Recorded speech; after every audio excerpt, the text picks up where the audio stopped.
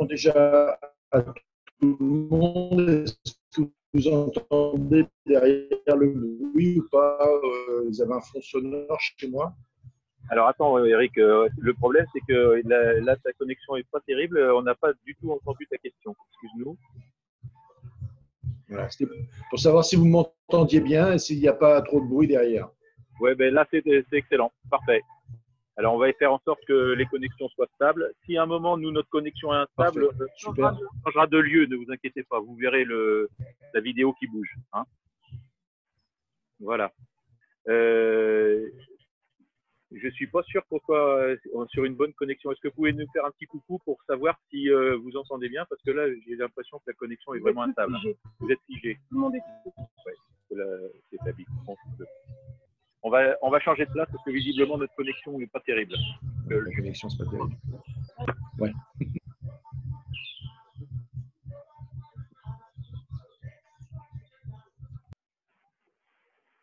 Voilà.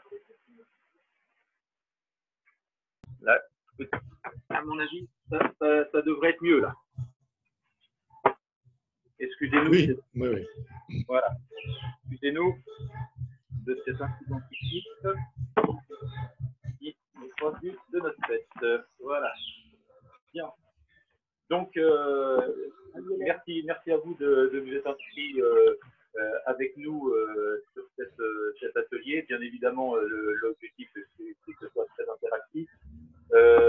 Dans un premier temps, nous, on va se présenter parce que tout le monde ne se connaît pas.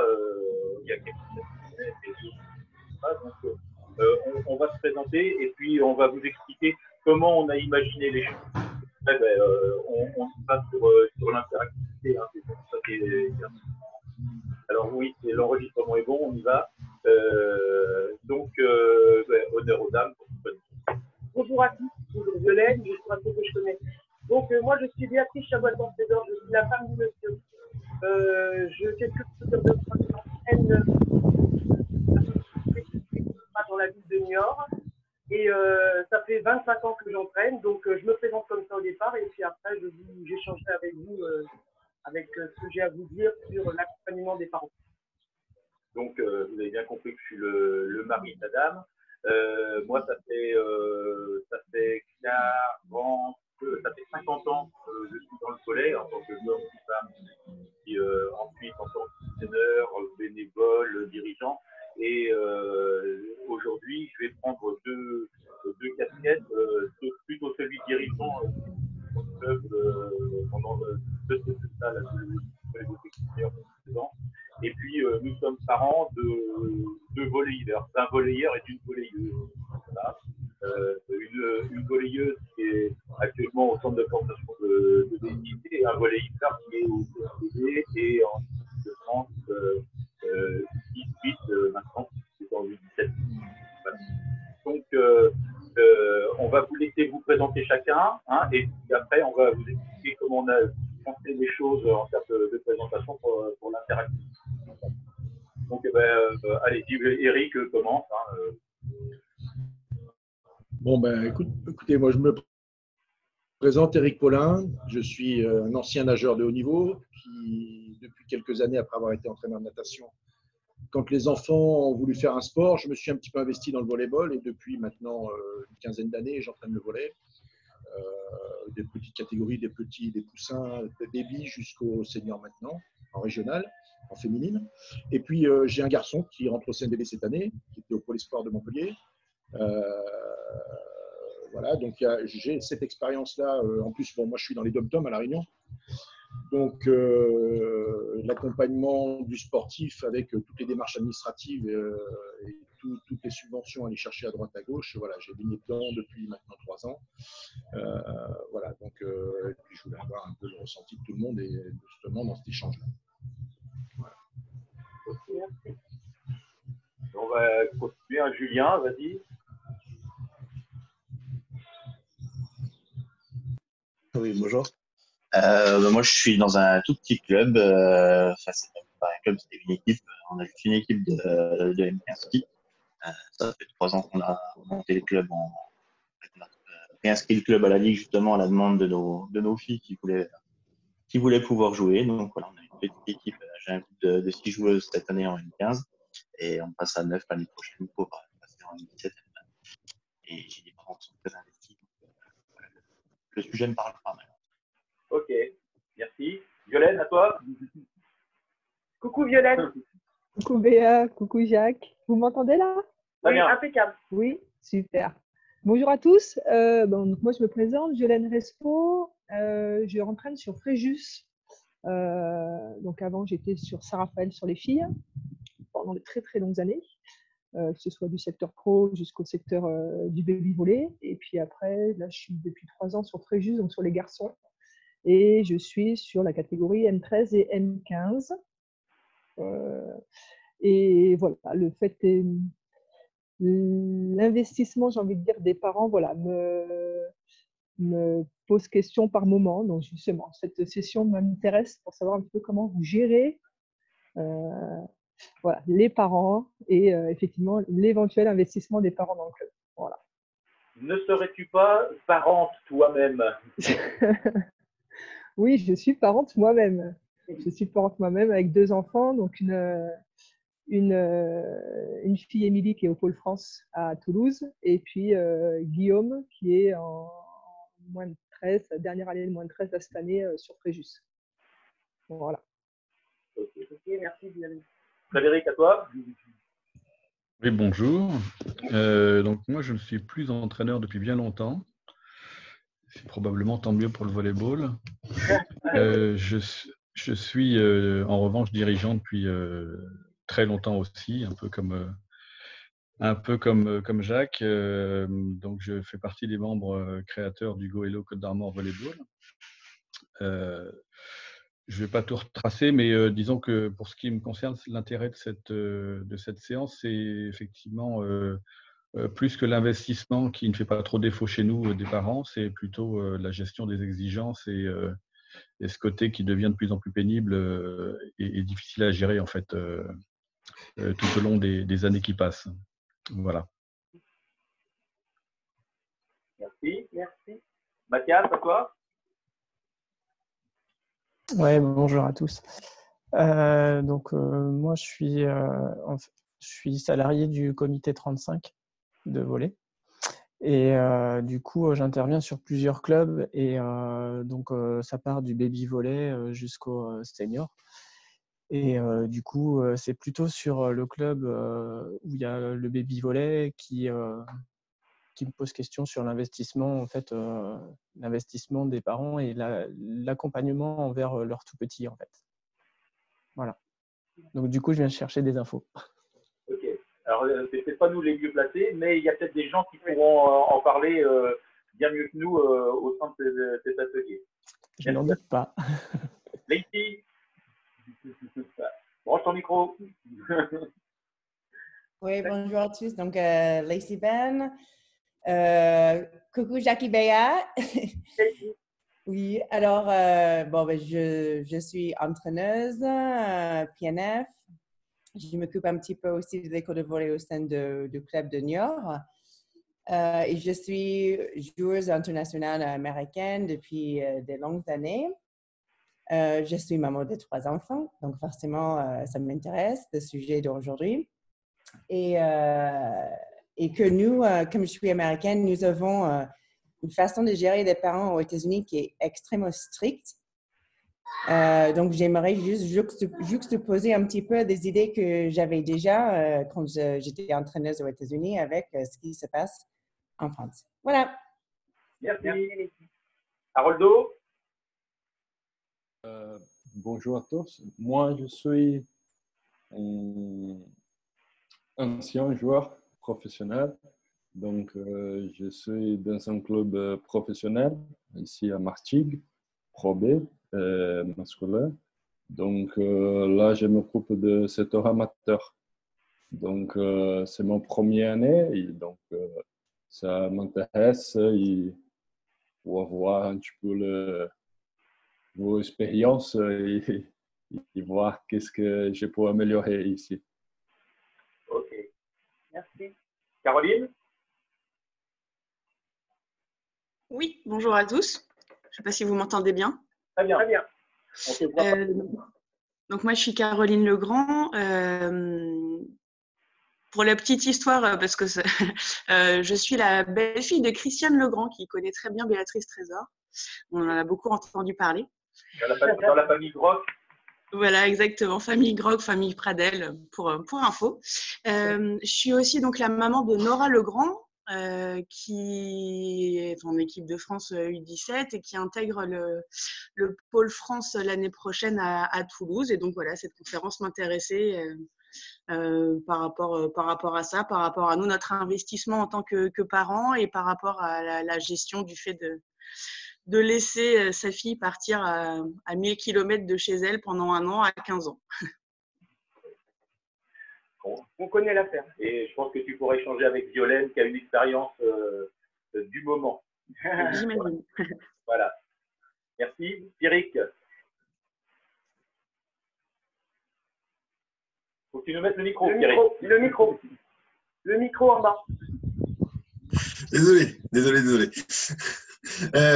Bonjour tout le monde. Donc du coup, moi, je suis dirigeant de club en Normandie et donc du coup, j'ai pas d'enfant, mais voilà, c'était vraiment plus pour à l'intérieur d'un club comment gérer avec les parents, quoi. Voilà.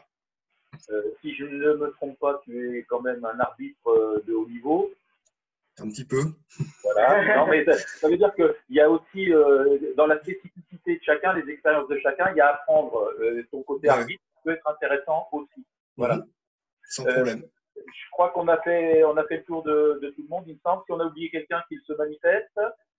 Il y a Mathieu. Moi, bonjour. Ah, vas-y.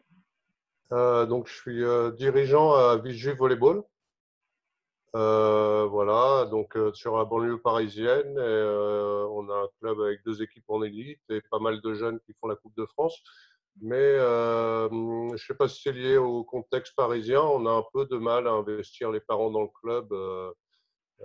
Voilà, autre chose que juste déposer ses enfants et qui deviennent bénévoles du club, qui prennent le projet du club en main avec nous, etc.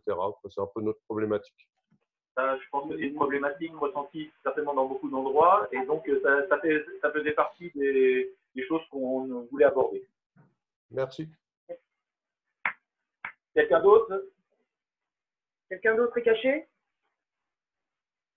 A priori, non. Ok. Donc, nous, on a sur la réflexion de… Oui, bonjour. Quelqu'un d'autre est caché. Allô, bonjour. Vas-y, on t'entend. Oui, c'est Rose. Hein. Non, moi, je suis entraîneur de volleyball national 3 et puis maman de 2 enfants. Donc, ma présence là, c'est juste pour comprendre, échanger et aussi peut-être améliorer en écoutant les autres, ma façon dont je gère les petites, quoi. Donc, voilà. Ok. Y a-t-il encore du monde qu'on aurait oublié? Oui, pardon pour mon retard, moi je viens d'arriver, Théo Pinondel. Il y a eu un souci avec mon adresse mail, donc c'est pour ça que j'arrive si tard. Je suis coach et dirigeant dans un petit club dans le 65 à Tarbes. Et je suis là parce que pendant des années j'étais à Toulouse. Et en fait, j'ai pas cette notion un peu de lier les parents parce que pour moi c'était naturel. Du coup, c'est pour aussi essayer d'un peu de comprendre comment le faire. Bien. Alors, visiblement, tu dois être le dernier qui nous est rejoint. Donc, l'organisation qu'on voulait vous proposer, c'est d'abord vous parler de 3 points de vue. Du point de vue de l'entraîneur, dans un premier temps, du point de vue du dirigeant et du point de vue de parents, puisqu'on a toutes ces questions-là. Et on avait demandé à nos enfants s'ils voulaient aussi intervenir parce qu'on pensait que c'était intéressant que la parole des jeunes puisse remonter vers comment ils sentent les choses. Alors, on a une fille à côté de nous, je ne sais pas si elle voudra intervenir ou pas, mais voilà. On avait proposé à Anatole d'intervenir, il n'a pas souhaité le faire, donc on respecte tout à fait son point de vue, il n'y a pas de souci. Et donc, on vous propose cette organisation-là. Et bien évidemment, intervenez au fur et à mesure. Hein. Et donc, pour démarrer du point de vue de l'entraîneur, donc la relation parentale avec l'entraîneur qui se met en place, la spécialiste CBA. Allez, attends.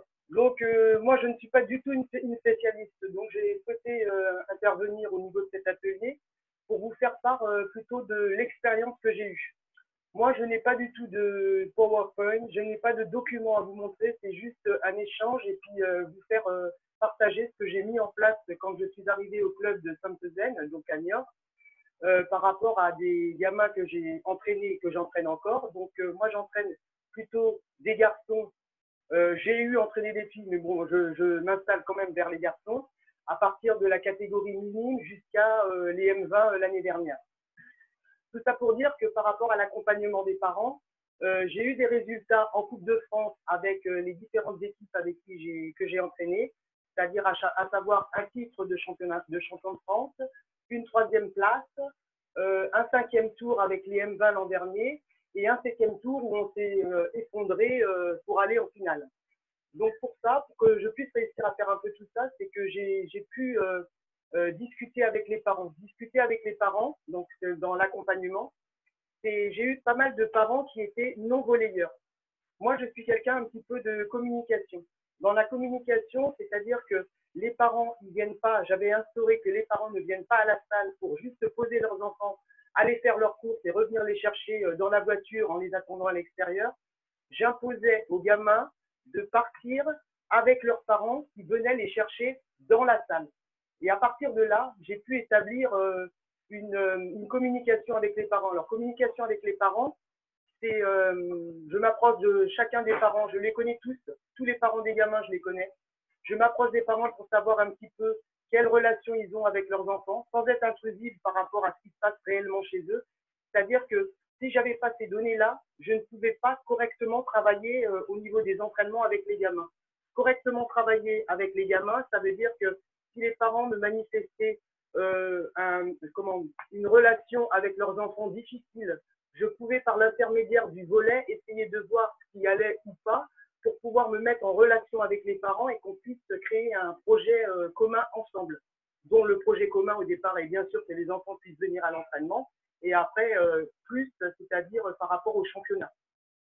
Et ça veut dire aussi que moi, par rapport à ça, j'ai fait beaucoup avec le ressenti. Je travaille beaucoup avec le ressenti des familles, c'est-à-dire les parents quand ils rentrent dans la salle. Alors, je ne suis pas devin, je ne suis pas psychologue, mais c'est une qualité que j'ai, c'est de pouvoir savoir le gamin quand il rentre dans la salle, est-ce qu'il va bien, qu'est-ce que je vais pouvoir faire avec lui, et à partir de là, m'approcher de ses parents pour savoir comment je vais pouvoir mettre un travail en place pour travailler et qu'on puisse travailler tous ensemble. Les parents, par rapport à l'accompagnement, alors tout ce que je vous dis, moi, c'est que du vécu. Hein. Après, moi, j'échange, il n'y a pas de souci. Un petit break. Y a-t-il des questions par rapport à ce que vient de dire Béa? Parce que n'hésitez pas, il faut peut-être l'interrompre. N'hésitez pas. Vous pouvez m'interpeller, il n'y a pas de souci.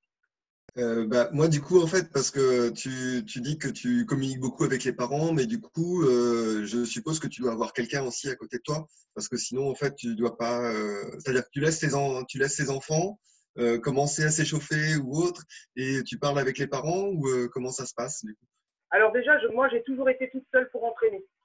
Donc, toute seule pour entraîner, ça veut dire que je gère un petit peu ce que j'ai à faire. Et les gamins, eux, ils savent, ils ont un programme, on a une manière de fonctionner. L'échauffement, pour moi, à partir d'un certain temps, on va dire que les 2 premiers mois, je les accompagne et après, ils sont capables de s'échauffer tout seuls. Je leur apprends aussi justement cette autonomie. Je ne suis pas avec papa et maman parce que cette autonomie, je vais l'utiliser après dans le jeu aussi. Ça veut dire qu'ils n'ont pas besoin de moi pour pouvoir gérer une situation peut-être difficile parce qu'à ce moment-là, je ne pourrais pas prendre un temps mort. Donc, pendant qu'ils s'échauffent ensemble, moi, je peux discuter avec le parent et l'accueillir pour savoir un petit peu comment ça, pour voir un peu les tendances.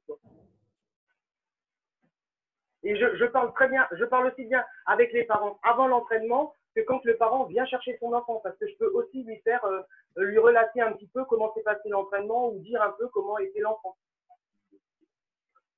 À partir de quelle catégorie d'âge, par rapport aux parents? Parce que moi, j'ai des M17, la plupart de mes M17, ils viennent seuls à l'entraînement, en vélo ou en moto pour certains.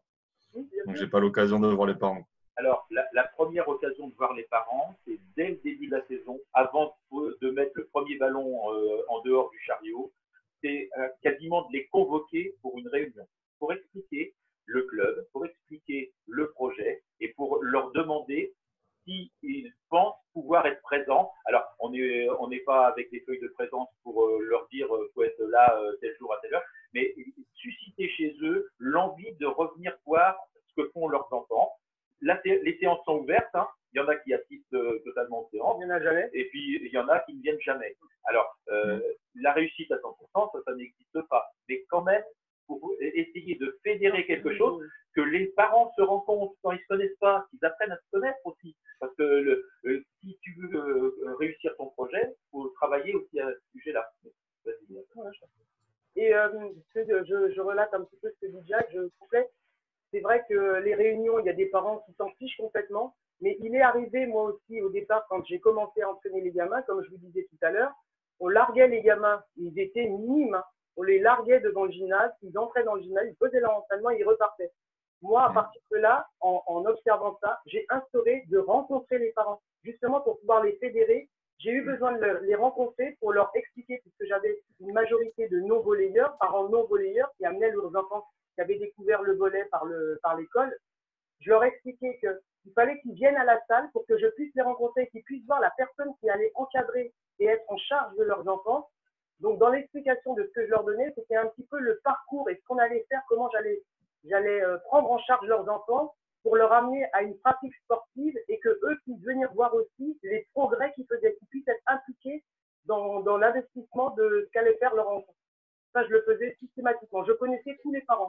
Même ceux qui venaient jamais, je les connaissais. Normalement, la bibliothèque, elle va rouvrir. Il faut savoir qu'il y a un paquet de parents qui se disent oh, ben, le club, on le connaît, il est sérieux, il n'y a pas de problème, donc on vous confie nos enfants. Et ils viennent à peine à l'inscription. Des fois, ce sont les enfants qui arrivent avec l'enveloppe avec tous les papiers dedans, parce que maintenant c'est facile, on télécharge, il n'y a même plus besoin de venir que les parents responsables emmènent leurs enfants. Mais les mettre dans une obligation pour pouvoir prendre un premier contact, c'est déjà essentiel. Moi, peut-être pour répondre à Théo aussi, c'est Théo qui a posé la question. Oui, c'est ça. Tu parles effectivement des moins de 17 qui viennent tout seuls. Donc, c'est vrai que les parents ont du mal. Est-ce que moi, je sais que j'ai essayé d'instaurer, j'ai beaucoup de contacts avec eux, du coup, par téléphone.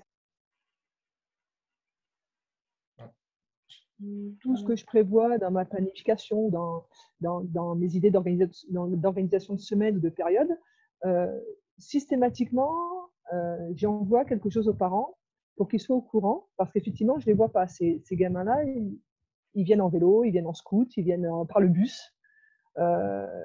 Et du coup, ça me permet peut-être quand même d'informer en tout cas les parents et de garder un petit lien avec les parents. Même si je ne les vois pas, effectivement, comme Béa, bon, le mieux, c'est ce que dit Béa, hein, c'est de les voir à la salle. Ça, c'est le mieux. Mais si on ne peut pas les voir pour X raison, des problèmes de travail, des problèmes ou autres, moi, j'ai trouvé un petit peu cette alternative, en fait. Je communique beaucoup par texto avec eux et il y a un retour. Voilà, il y a un retour. Oui, voilà, c'est vrai que ce qui se fait beaucoup maintenant, c'est justement les groupes WhatsApp et ainsi de suite. Ça évolue bien pour nous, les adultes. Les gamins, ils sont sur leur portable. Mais c'est vrai que le groupe WhatsApp, ça évolue super bien et c'est interactif et ça marche. Mais après, si tu veux, moi, je le fais aussi parce qu'à la salle, on a aussi un panneau où on marque un petit peu les informations pour les parents. Donc, les parents étant un peu obligés de venir à la salle en attendant leur gamin, regardent ce panneau, interfèrent entre eux pour savoir l'accompagnement, qui va faire quoi, qui amène sa voiture, ainsi de suite et tout. Et chaque fois qu'il y a un regroupement de compétition, moi, je fais toujours un regroupement justement de parents à la fin de l'entraînement pour savoir ce qu'il en est. Même si je suis au courant de ce qui se passe, pour savoir ce qu'il en est, qu'est-ce qu'on va faire, quelles sont les voitures qui vont venir, les parents, et comment on peut s'arranger un petit peu entre nous. Et c'est vrai qu'après, ce groupe WhatsApp, et ce que tu dis aussi, Violaine, pour le contact avec les parents, ils arrivent entre eux après à se donner les infos aussi. Alors, pour compléter ce que dit Béa, il faut savoir que, parce que ce n'est pas forcément le cas partout, nous, il n'y a aucun déplacement de jeunes, à part les très longs déplacements en Coupe de France, mais sinon, il n'y a aucun déplacement qui se fait avec un minibus, l'entraîneur qui emmène les jeunes. C'est toujours les parents qui emmènent. Oui. Voilà. Donc, ça oblige à les mobiliser, forcément. D'où justement justement par rapport à Oui, l'accompagnement des parents. Oui, excuse-moi. Vas-y. Ouais, je voulais intervenir justement par rapport à ça. C'est que nous, on a eu ce travers-là, c'est qu'à La Réunion, on avait énormément de moyens par la municipalité. Et on a mis des transports en place pour n'importe quel petit tournoi au niveau départemental, enfin régional. Et on a perdu les parents. Donc nous aussi, on a instauré, justement, moi j'ai instauré dans les groupes et puis en tant que dirigeant aussi, à ce que les parents se réinvestissent un petit peu. Donc on a réduit un petit peu les transports pour les impliquer un petit peu dans l'association. Et également au niveau de la communication des textos groupés. Alors moi, comme j'ai dit aux gamins, par contre, je veux le numéro des parents, c'est-à-dire que ce soit les parents qui sont informés. Parce que bien souvent, les gamins, ils nous donnent les textos personnels, les parents ne sont jamais au courant de rien. En plus, bon, nous, ici, on a la chance d'avoir le climat toute l'année et les gamins, ils sont autonomes, ils sont dans le chemin tout le temps. Donc, c'est sûr que pour avoir les parents, c'est encore plus compliqué parce qu'eux ont leurs obligations à côté, leurs loisirs, etc. Donc, c'est vrai que c'est une problématique dans tous les clubs. Et justement, par rapport à ce que tu dis, Eric, alors contrairement à toi, moi, je ne contacte que les gamins par rapport aux informations. Je contacte les gamins justement pour un travail aussi en amont. C'est-à-dire que je les contacte, ils sont dans l'obligation de me donner une réponse. Quand ils ne me donnent pas de réponse, quand ils arrivent à l'entraînement, je leur mets tout de suite le pédigré en place. Je peux te dire qu'ils oublient une fois, ils n'oublient pas deux fois. Par contre, ce que je mets ça en place parce que je travaille aussi pour la suite après sur le terrain. Ça veut dire qu'ils prennent une responsabilité, ils sont toujours plantés sur leur portable, il n'y a aucun souci. Il y a des moments où il y a des informations qui sont importantes et ils se sont aussi investis. Au départ, ils se sont investis, ils ne viennent pas juste pour faire du volley. À partir du moment où ils ont une information, ça veut dire qu'ils se contactent aussi un petit peu tous parce qu'ils sont un peu dans les mêmes bahuts et ainsi de suite. Et moi, ça me sert aussi par la suite, comme je le disais au début, pour quand on va travailler et être sur le terrain, avoir un peu une réflexion, avoir se dire que j'ai une ambition, quelque chose, donc je vais au bout. C'est pas mes parents ont une information, ils me la donnent et puis après moi je fais. Et justement dans l'accompagnement des parents, c'est bien sûr on a chacun nos progénitures, on les protège, on a envie qu'ils soient bien. On éduque plus ou moins nos enfants. Je vais très loin, mais c'est la manière dont j'ai procédé pour pouvoir mettre tout ça en place. On éduque nos enfants comme on le souhaite, comme on a été éduqué, pas comment, pourquoi, chacun fait comme il veut. Mais après, on est quand même sur une plateforme qui est neutre. C'est-à-dire qu'il y a moi qui coéduque avec les parents et puis il y a les gamins.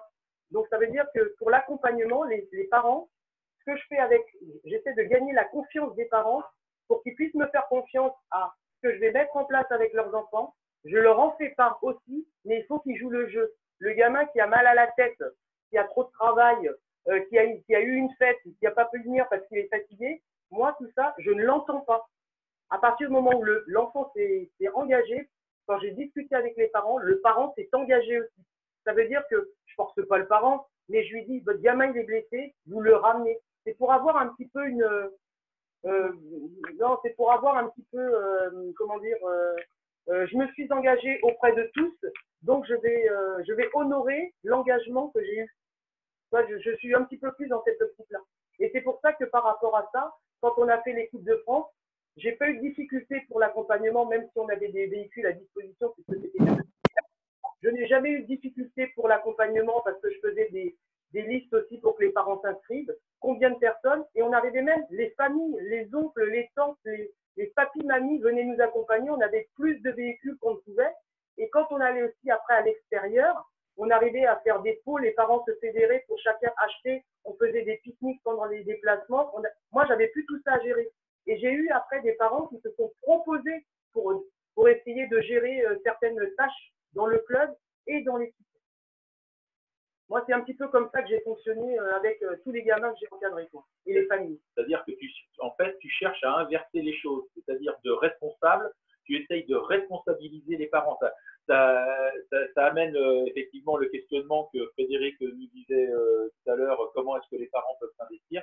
C'est une espèce d'alchimie qu'il faut trouver de manière à ce que les parents s'approprient les choses. Alors, ça ne se fait pas d'un claquement du doigt du jour au lendemain, mais c'est vrai que ça peut être le travail d'une saison et qu'à la fin de la saison, les gens commencent à se dire bon, ben moi je vais m'occuper de l'organisation des déplacements, combien de bagnoles, machin. Je reviens vers l'entraîneur pour lui expliquer ce qu'il y a. L'entraîneur valide et les enfants sont sécurisés d'une part. Et puis eux, ça leur permet de s'investir sur la partie volley, mais ça permet aussi d'amener d'autres choses, à savoir, tiens, ce serait intéressant que tu sois ramasseur de balles pour l'équipe première samedi soir. Tiens, est-ce que tu pourrais pas venir donner un petit coup de main, parce qu'à entre 15 et 17, venir donner un petit coup de main au baby volley, à l'école de volley. Le lavage de maillot, des choses comme ça. Oui, Violaine. Alors, moi, je voudrais rebondir par rapport à ce que tu dis sur, effectivement, donc, tu investis énormément les parents, même presque dans le domaine du volley. À un moment, il risque d'y avoir une limite pour que le parent ne soit pas aussi intrusif et qu'il puisse te mettre quelque part, entre guillemets, des bâtons dans les roues par la suite. Est-ce que tu as quand même une limite? Est-ce que tu mets une barrière? Voilà, il y a une distance à pas il y a une distance à pas dépasser. Voilà. Oui, bien sûr. J'entends complètement ce que tu dis et ça m'est déjà arrivé, mais tu veux, comme justement je reste en contact avec les parents tout au long de l'année. Moi, je fonctionne beaucoup au ressenti parce que je les ai, ces ressentis, et je me suis rarement trompée. C'est pas de la prétention. Mais c'est vrai que les parents, à partir du moment où ils commençaient à être intrusifs, comme tu disais, mon fils joue pas assez, comment ça se fait qu'on le fait venir alors que ceci, cela, ainsi de suite. Je l'ai presque pas eu parce que je parlais tout au long de l'année aux parents et je leur ai expliqué un petit peu ce que je mettais en place et ce qui se passait par rapport à leurs enfants. Donc, j'ai gagné leur confiance par rapport à ça et j'ai toujours pu rester en communication avec eux, aussi bien avec le gamin qu'avec les parents. Donc, ça veut dire que les parents, ils avaient le même discours que moi puisque je restais en communication avec eux et que le gamin, en fait, il était serein et il avait confiance aussi. Et par rapport à la relation qu'il avait avec ses parents, il n'y avait pas ce conflit après pour se dire qui a tort, qui a raison et comment on va faire, quoi. Je l'ai eu, ça. Et justement, tout au long de l'année, quand je perçois ou quand je vois que le parent commence un peu à faire la tronche ou il vient plus à la salle, je vais toujours aller chercher pour savoir qu'on soit bien sur la même longueur d'onde et qu'on parle bien le même langage tout au long de l'année, quoi.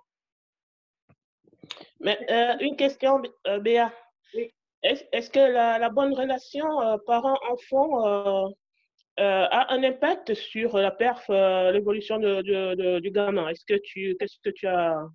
Quel est ton ressenti là-dessus?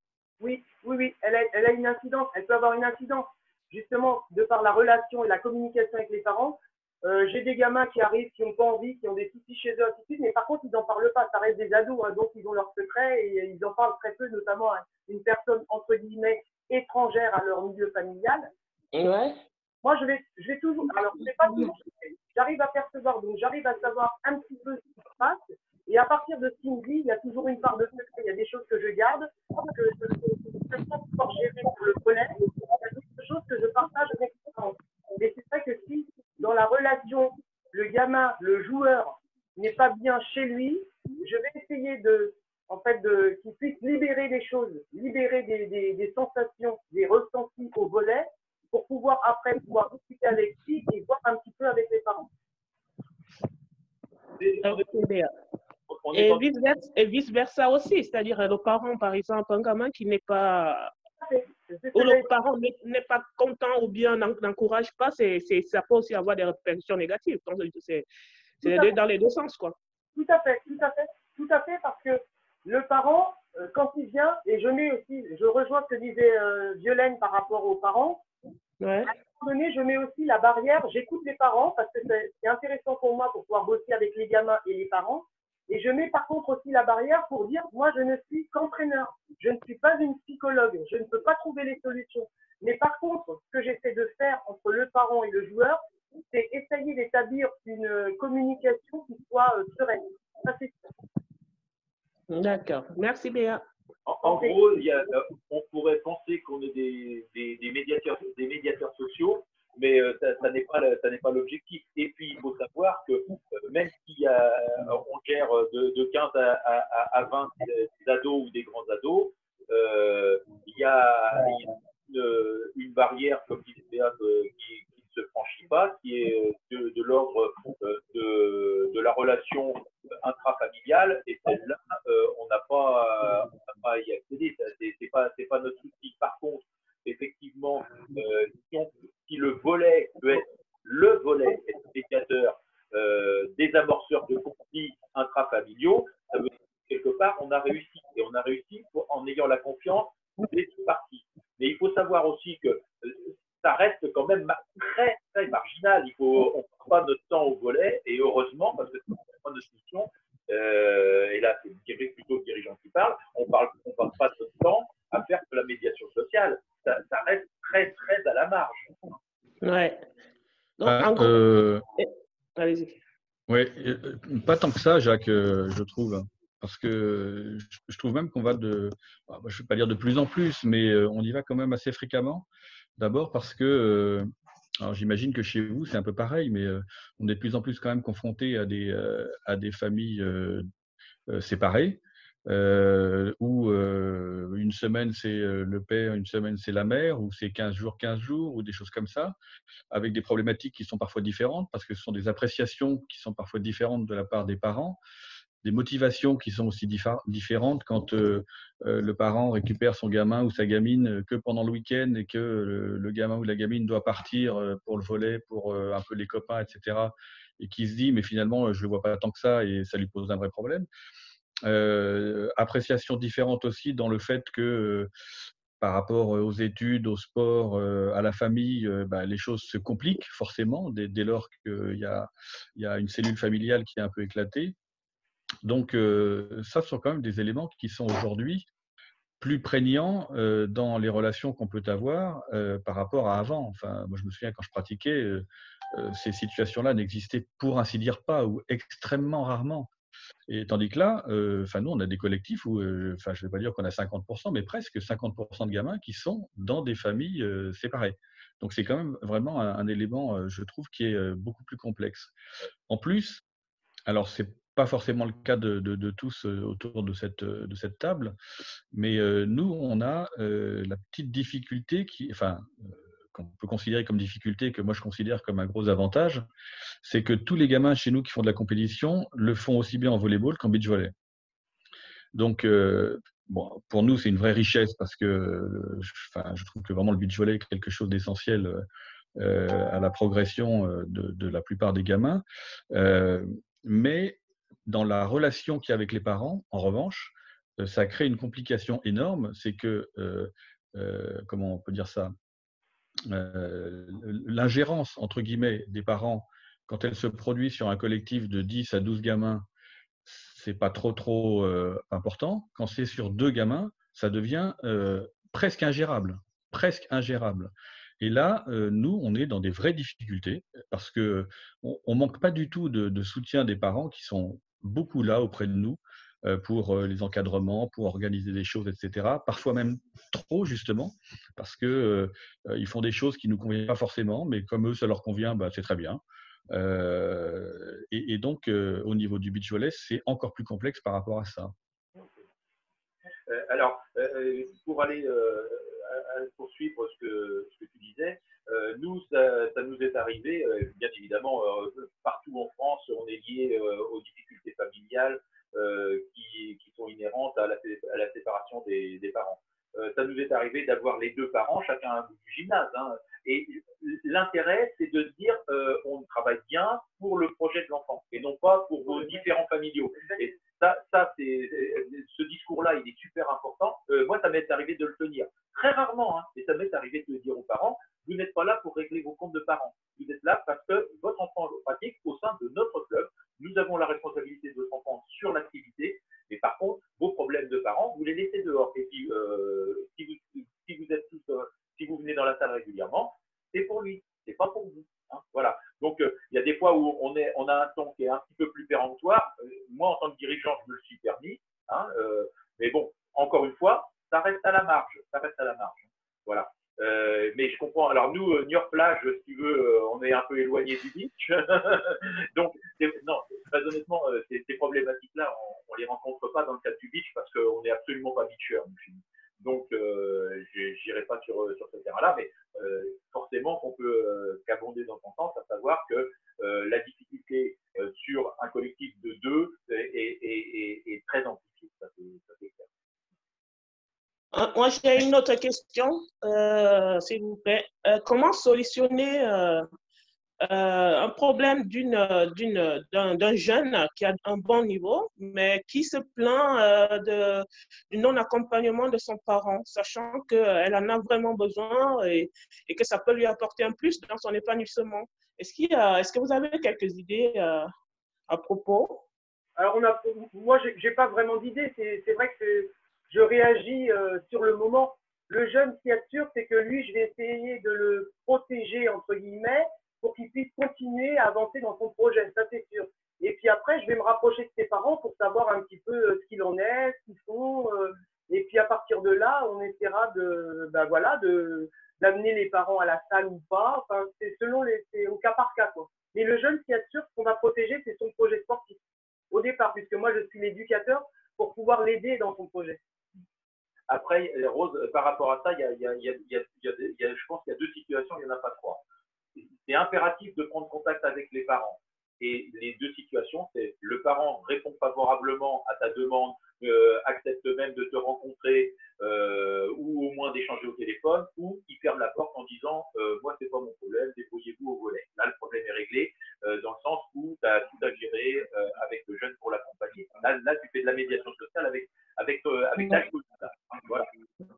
Ouais, parce que j'ai eu à faire ça, Jacques. J'ai eu à rencontrer les parents plusieurs fois, mais j'ai senti qu'il n'y a pas un changement, quoi. Et puis, mais le gamin, tu sens qu'il est affecté quand même de cette situation. Après, c'est difficile.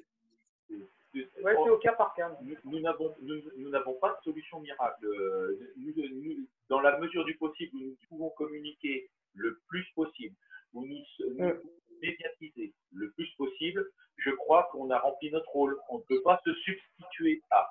Par contre, c'est vrai que ça va rejoindre, et puis Caroline, par rapport à ce qu'elle présentait tout à l'heure, c'est-à-dire sa demande de parents qui va vers la structure, c'est comment est-ce qu'on peut accompagner un jeune qui s'en va, qui a un très bon niveau et qui veut aller progresser, aller peut-être vers le haut niveau, en tout cas des structures, comment est-ce qu'on peut l'accompagner? Et c'est là qu'entre le rôle de dirigeant, le rôle d'entraîneur, on va faire le maximum pour expliquer aux parents le bien fondé des choses, le nécessaire accompagnement de l'enfant. C'est l'équilibre de l'enfant qui est en jeu là. Il y a les études, il y a la vie sociale, il y a la pratique du sport vers le haut niveau. Et donc, il y a tout un tas de choses à accompagner et on est sur des fils qui sont très ténus parce qu'on ne peut pas avoir des discours que vers le haut niveau, on ne peut pas avoir des discours que vers les études, on ne peut pas se permettre de rompre le lien parental parce qu'il est hyper important même s'il est très fragile. Et donc, on est sur des équilibres sans arrêt très précaires. Voilà.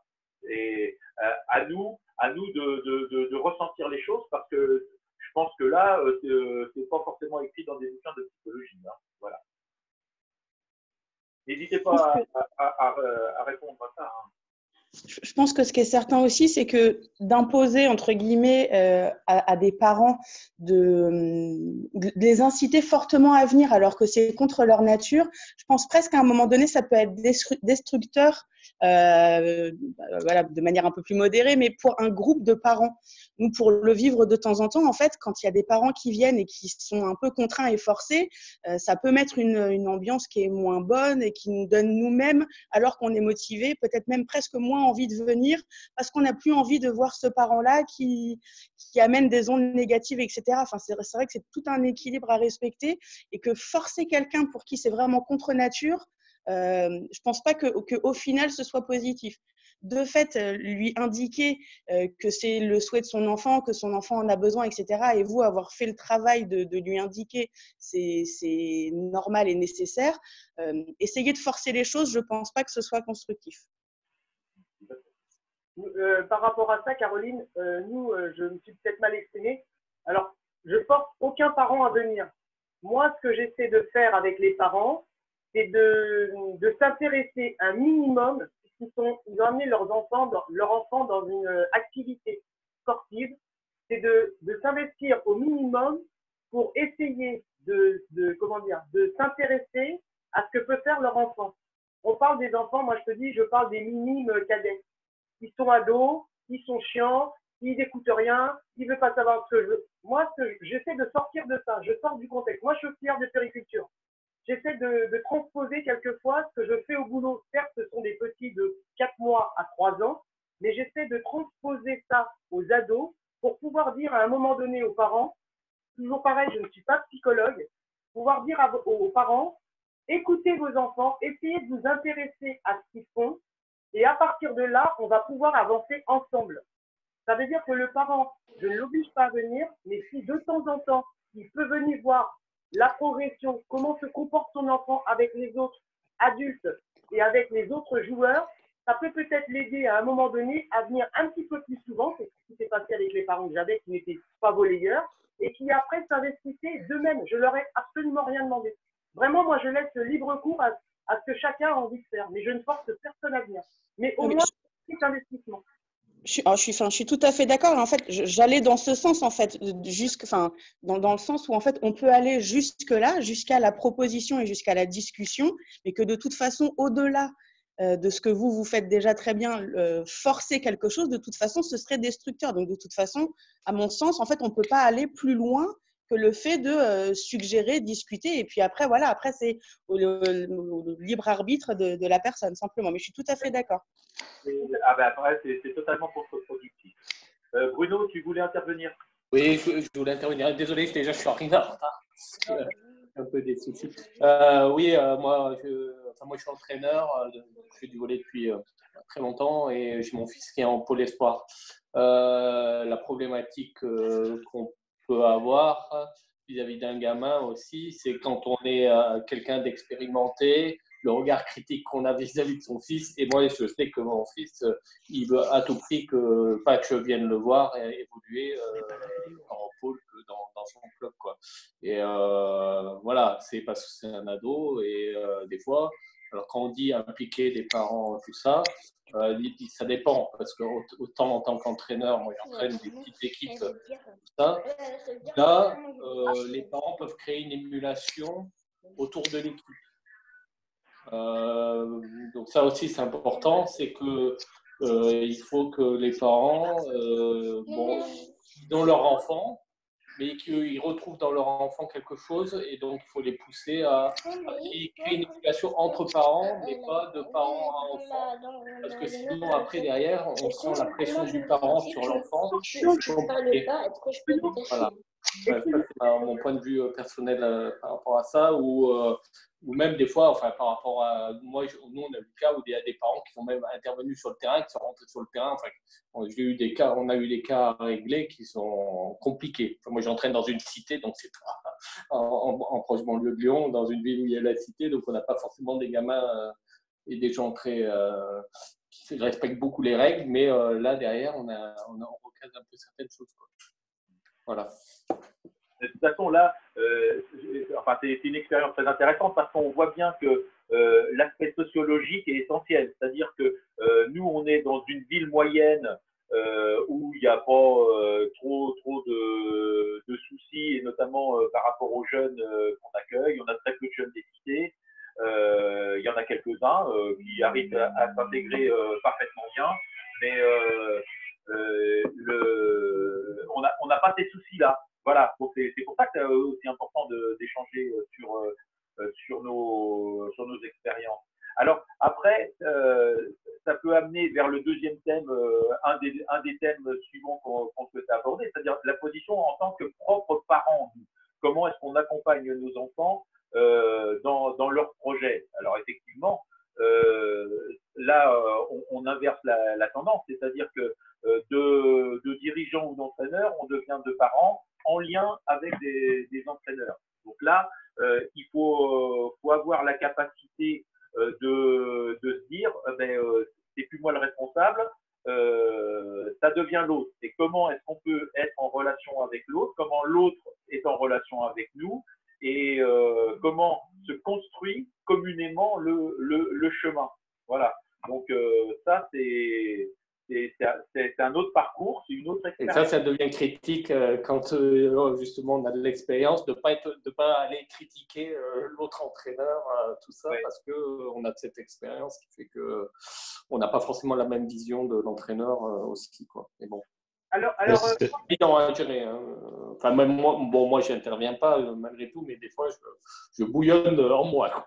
Oui, alors on est plusieurs, je pense à Violaine aussi, mais moi, en tant que justement maman d'Anatole, et en ayant de l'expérience aussi vollébolistique, tu vois, moi j'ai réglé la chose avec Anatole, toujours à faire un petit point avec lui par rapport à ses matchs en équipe de France, par exemple. Je fais un point avec lui, mais un point plutôt observateur et voir pourquoi lui il a senti les choses d'une manière et pas d'une autre.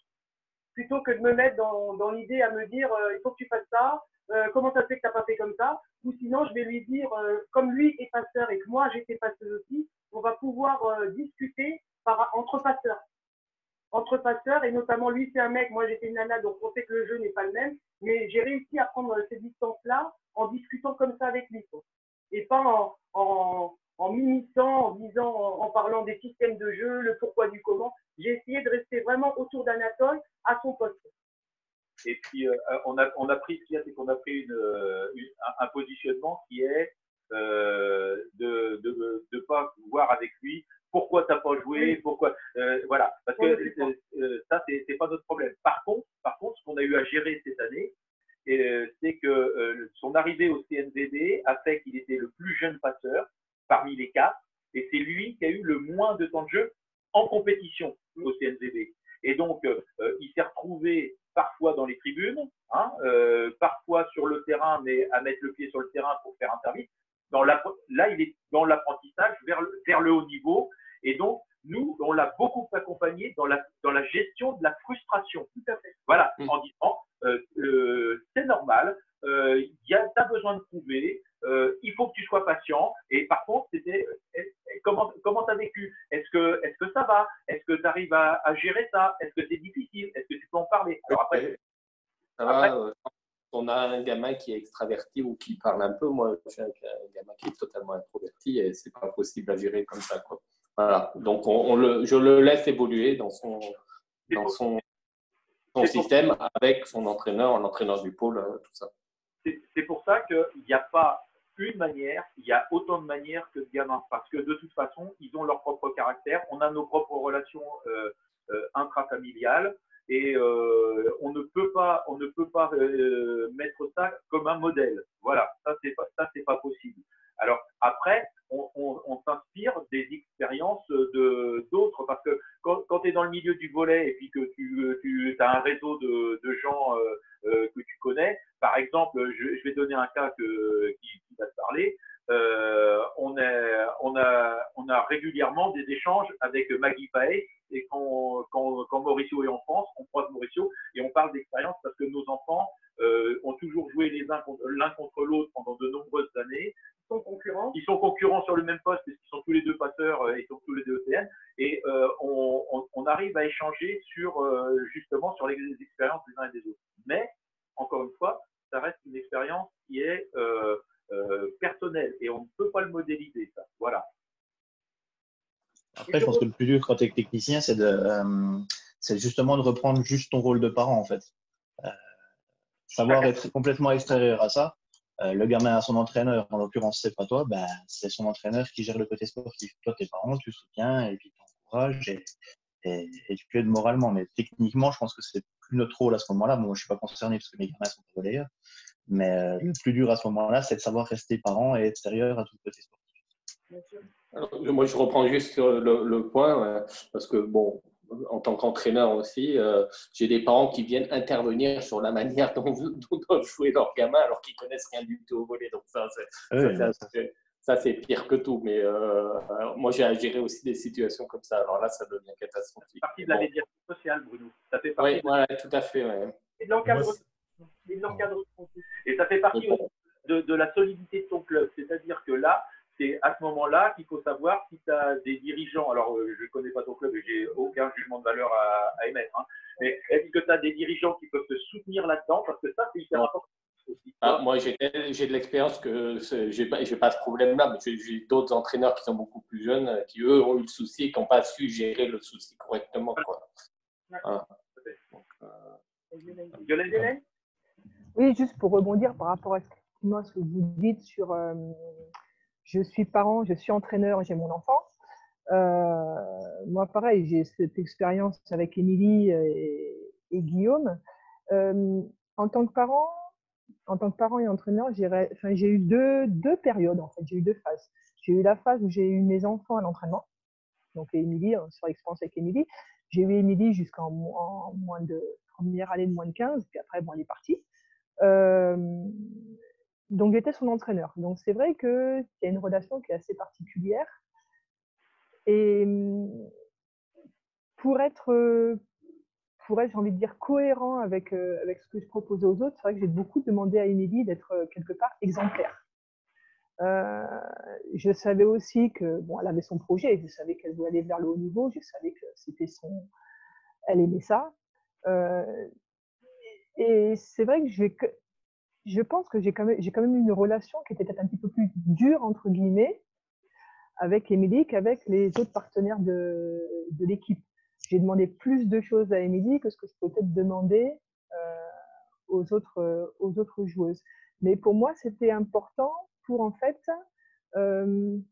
c'était un petit peu le sentiment, pour prouver aux autres que j'avantage pas Émilie, en fait. Et c'est un petit peu, effectivement, ce souci-là quand tu es parent-entraîneur de ton enfant. Moi, ça m'a quand même, voilà, ça m'a, de temps en temps, c'est un peu compliqué, effectivement, de faire le juste milieu en disant, faut pas que je l'avantage, parce que c'est mon enfant, et on peut croire que, voilà, alors que c'était pas du tout le cas. Et du coup, je suis un peu plus dure pour éviter cette comparaison. Après, je sais que je peux être beaucoup plus dure avec elle par rapport à son projet. Donc, c'est vrai que pour aller vers le haut niveau, il fallait aussi avoir certaines contraintes et certaines comment dire, aller dans le dur. Et une fois qu'elle est partie, c'est-à-dire qu'elle est partie au Pôle Espoir à Boulouris et puis là 2 ans au Pôle France, du coup, j'ai repris complètement mon rôle de parent. C'est-à-dire que je suis plus du tout, quand on est avec Émilie, je suis beaucoup moins dans un rôle d'entraîneur parce que je ne l'entraîne plus. Et effectivement, je me suis dit, il faut que je fasse complètement confiance au staff qui l'accueille, que ce soit Boulouris, que ce soit au Pôle France. Après, on a de la chance d'avoir des staffs qui sont très compétents. Et du coup, là, c'est vrai que j'arrive dans un rôle de parent plutôt d'accompagnateur. Comme toi, tu disais avec Anatole, ce que vous faites avec Anatole maintenant, c'est effectivement, nous, on réagit aussi un petit peu comme ça. C'est-à-dire qu'on va regarder ses matchs, on va voir ses matchs, on va jouer, puis on va discuter avec elle sans prendre position, par rapport à ce qui aurait pu se faire pendant la semaine, ce qui aurait pu se faire pendant le match. Et c'est plus un accompagnement, effectivement. Et puis de temps en temps, elle est demandeuse qu'on lui donne notre avis. Et puis de temps en temps, elle ne demande rien du tout, parce qu'Émilie est aussi à son jardin secret. Donc elle parle quand elle a envie de parler. Mais voilà, donc c'est vrai qu'en fait, il y a eu 2 phases. Il y a cette phase, effectivement, parent-entraîneur, et puis ensuite cette phase où ton enfant s'en va. Et là, tu deviens vraiment parent, alors supporter, finalement. Donc tu apprends à être supporter après. Tu es le parent supporter et tu es plus dans l'aspect psychologique, aider au niveau mental, voilà, l'accompagner dans son projet, mais tu l'accompagnes différemment en fait. Tu l'accompagnes plus techniquement, tu l'accompagnes psychologiquement. Et donc voilà, donc c'est vrai qu'un rôle de parent, il y a plusieurs facettes en fait. Je pense en fonction de l'évolution du projet de l'enfant. Et je pense qu'on peut intervenir de différentes façons Bien sûr. Et voilà quoi. Voilà. Moi, je pense Frédéric, moi, je pense que tu as peut-être aussi des expériences, toi, en tant que dirigeant, tu as des enfants volleyeurs aussi, hein, mais en tant que dirigeant, tu as accompagné quand même pas mal de jeunes vers le haut niveau, et puis avec la gestion du goélo, il y a là, dans cet aspect-là, mais vu du point de vue du dirigeant, toi, l'accompagnement, tu le gérais comment là, dans ce cas-là?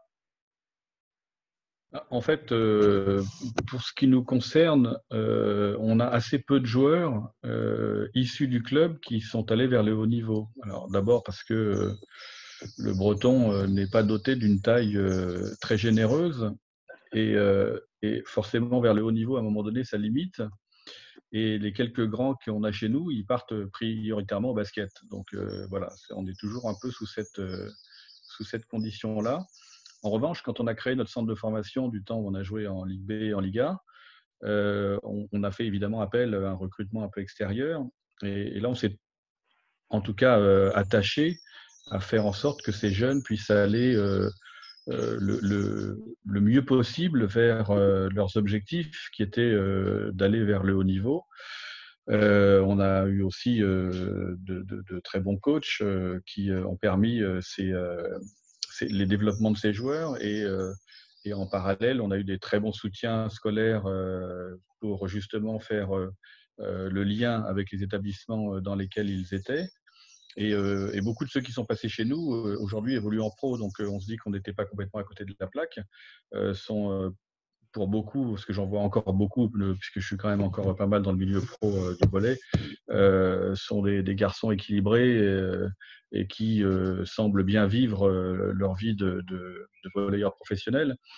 Donc de ce côté-là, on n'a pas eu trop de soucis, mais tout ça pour dire qu'en fait, on n'avait pas vraiment de relation très importante avec les parents, puisqu'en fait, ils n'étaient pas issus de chez nous. Donc les parents n'étaient pas vraiment très près. On les voyait de temps en temps.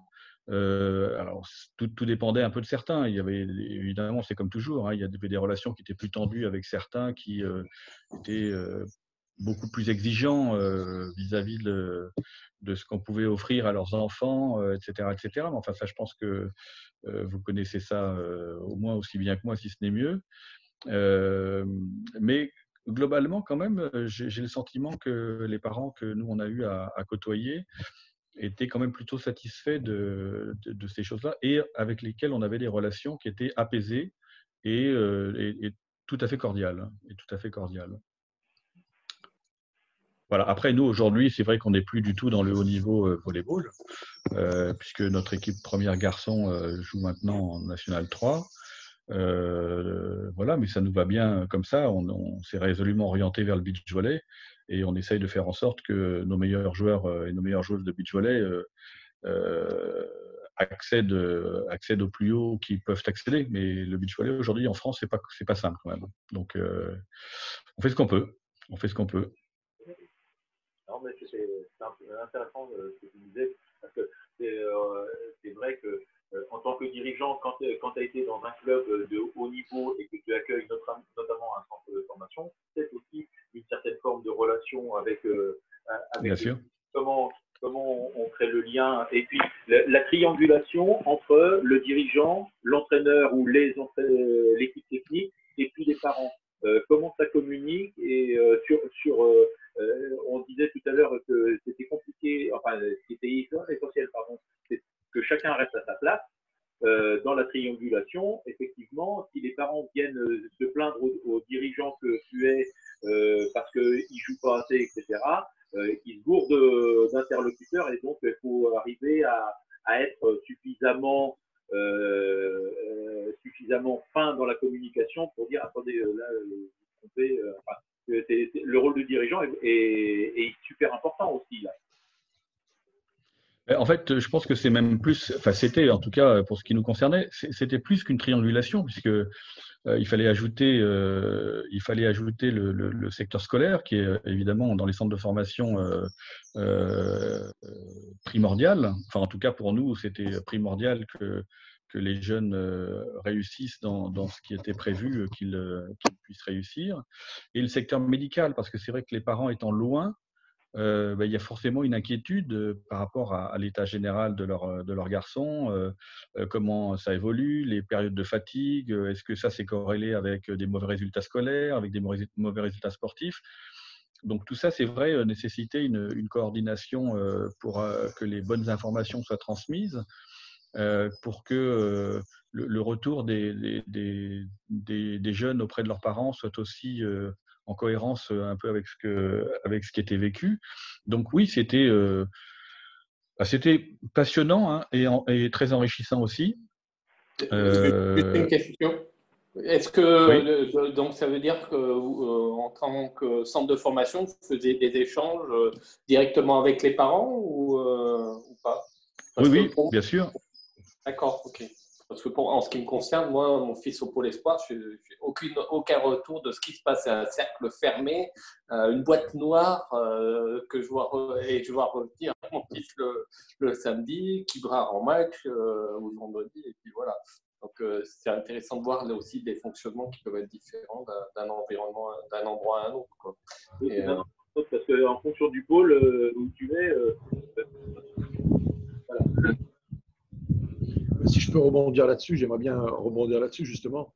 Parce que bon, moi j'ai eu l'expérience, moi je suis à 9000 km du gamin qui est parti il y a 3 ans, donc qui est en pôle. Et c'est vrai, autant les premières années on avait beaucoup d'échanges, parce que le gamin qui quitte à 15 ans, bien souvent il a un rapport avec les parents un petit peu plus. Tous les week-ends il avait besoin de parler. Puis au fur et à mesure, évidemment, avec le temps, il grandit, il devient autonome, il se gère tout seul.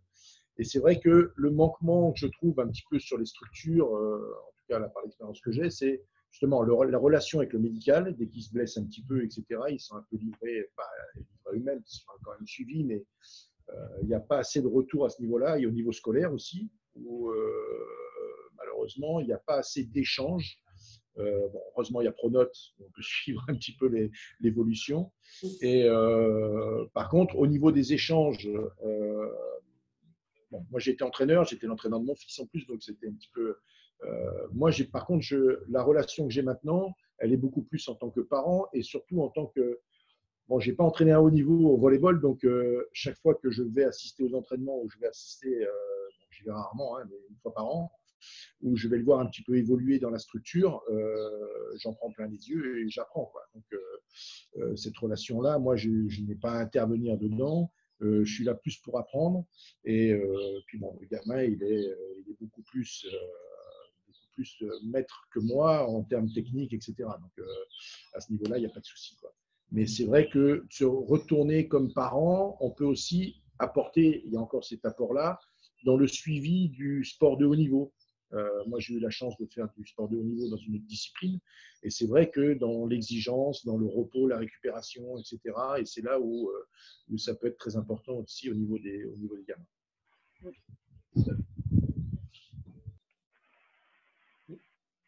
Moi, je peux apporter l'autre facette, si vous voulez, plutôt de l'enfant entraîné par ses parents. Parce que je suis encore jeune. Mais enfin, moi, j'ai eu 2 expériences par rapport à ça. C'est que j'ai été entraîné par mon père très jeune et ensuite en pré-national par mon frère.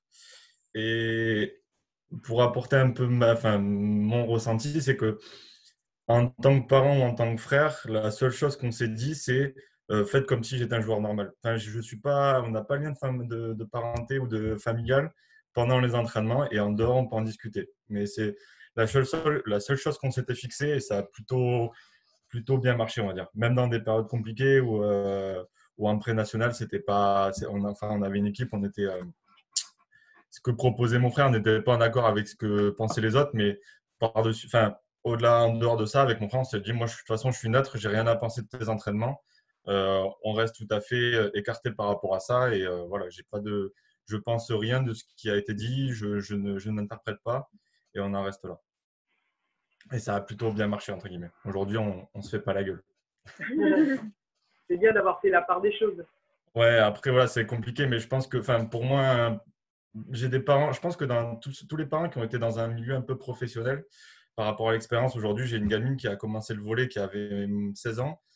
Son père, ses parents ont été tout à fait, comme ils ont côtoyé le niveau un peu, ils ont été tout à fait, entre guillemets, corrects, ou quand ils venaient me voir, ils parlaient de l'équipe et pas de leur gamine.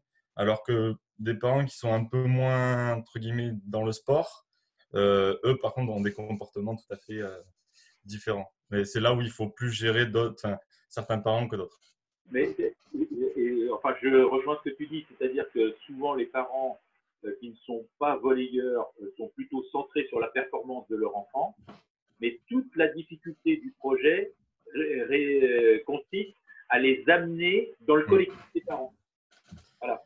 Et après, moi, la seule chose que je fais par rapport aux gamins en début d'année, alors je dis pas de manière, je leur dis pas de le faire tout le temps, mais que à chaque à chaque fin de match en tout cas, et début de match, qu'ils se mettent dans leur bulle et que les parents ne comptent plus. C'est-à-dire que les parents ne savent pas ce qu'ils font à l'entraînement, les parents pas forcément tout le temps, ils ne connaissent pas s'ils sont, enfin, les gamins, à la fin de l'année ou au milieu d'année, on sait s'ils sont bien ou pas bien à la fin d'un match, comment ils ont réagi, et les parents ne le voient pas forcément par rapport à nous, ce qu'on fait. C'est vrai que moi, je leur demande un peu de se mettre dans leur bulle à eux et de ce que disent les parents, entre guillemets, que ça soit un peu, ça rentre par une oreille, ça sort.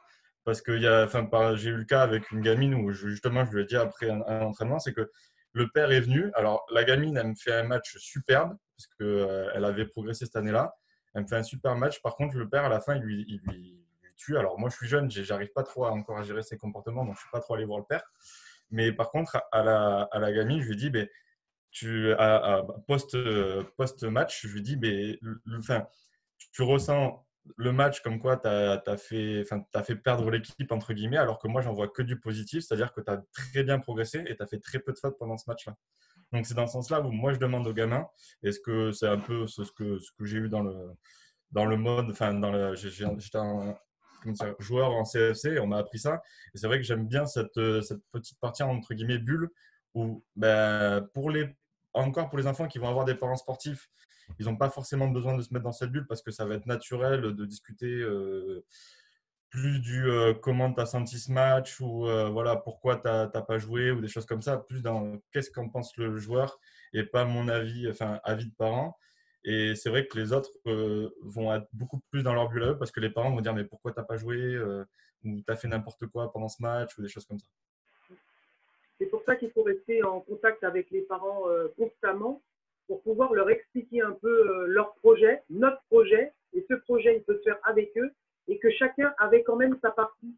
Eux, ils ont leur partie de parents, qui nous ont confié leurs enfants, ils peuvent nous faire confiance, on va s'occuper de leurs gamins, et par rapport à ça, rester en relation. Pour ne pas justement qu'ils s'immiscent dans tout ce qu'on fait, tout ce qu'on n'a pas fait, et qu'ils soient à juger tout le temps. Ah, mais c'est un équilibre très, très compliqué à tenir, hein, de toute façon. Hein, parce que tant que tout se passe bien, c'est formidable. Mais dès qu'il y a un petit grain de sable dans la machine, après, faut gérer. Ça, c'est clair. Je pense que c'est pour ça aussi que c'est important d'être proche des parents tout le temps. Parce que du coup, le jour où il y a quelque chose qui va moins bien, on est plus disposé à en discuter ouvertement avec les parents si on les connaît déjà. Si on doit aller choper un parent avec lequel on n'a jamais discuté pour dire bah, attendez, le gamin il m'a dit qu'il avait pourri l'autre coup alors que ce n'était pas justifié, là c'est plus compliqué d'intervenir comme ça parce que du coup on n'a pas de relationnel à la base. Le fait d'être proche des parents et de bien s'entendre avec eux d'une manière générale, que ce soit dans les bons ou dans les mauvais moments, ça permet une discussion beaucoup plus ouverte et beaucoup plus posée que d'être dans la contrainte ou dans le reproche. Et ça amène, tu vois, des situations qu'on a vécues, du style, on se fait scratcher juste avant la finale de Coupe de France. Dernier tour, on se fait scratcher. Les parents accompagnent. Tu aurais vu la gueule des parents. Je me demande si c'est pas eux qui avaient perdu le match à un moment. Et donc, c'est là que c'est hyper important parce que arriver à faire en sorte que émotionnellement, ça ne déborde pas sur tes enfants parce que ils se jouent quoi quand même? Ils se jouent une fin de saison et puis que le groupe de gamins, il perdure et il se pérennise et qu'ils redémarrent ensemble la saison suivante. Alors, redémarre avec l'arrivée de nouveaux joueurs. Enfin bon, ça c'est la gestion de groupe, mais il y a beaucoup d'enjeux autour de ça aussi. Hein, et parce que tant que tu gagnes, souvent ça va bien, ça grogne un peu chez ceux qui jouent un peu moins, qui ne savaient pas, comme disait Béa tout à l'heure, qui n'avaient pas été préparés, expliqués, etc. Hein, où chaque joueur connaît son rôle et sait qu'il y aura moins de temps de jeu que l'autre. Ça met un rôle quand même dans l'équipe qui est un rôle important, qui n'est pas un rôle minime. Tu vois, tout ça, c'est expliqué au fur et à mesure que la saison monte en puissance. Mais au moment, tant que ça gagne, ça va. Hein. Si tu as une médaille au bout, tout va bien.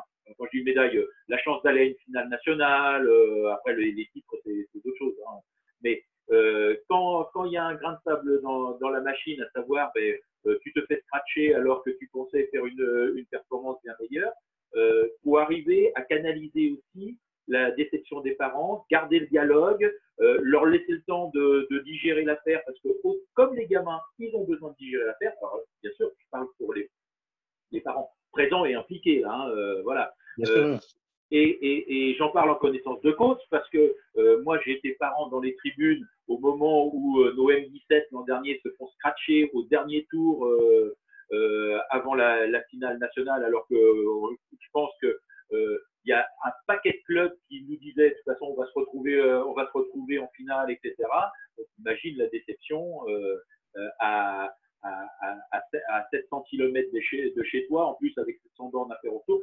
Il y a tout ça à gérer. Hein, et c'est intéressant de le connaître en tant que parent aussi, parce que quand tu le vis en tant que parent, tu arrives à pouvoir bien communiquer quand tu reprends ta place de dirigeant ou d'entraîneur, tu vois, tu peux dire aux autres parents, je l'ai aussi vécu avec vous, je sais de quoi vous me parlez et on va essayer d'avancer ensemble parce qu'il nous reste encore du chemin à faire ensemble.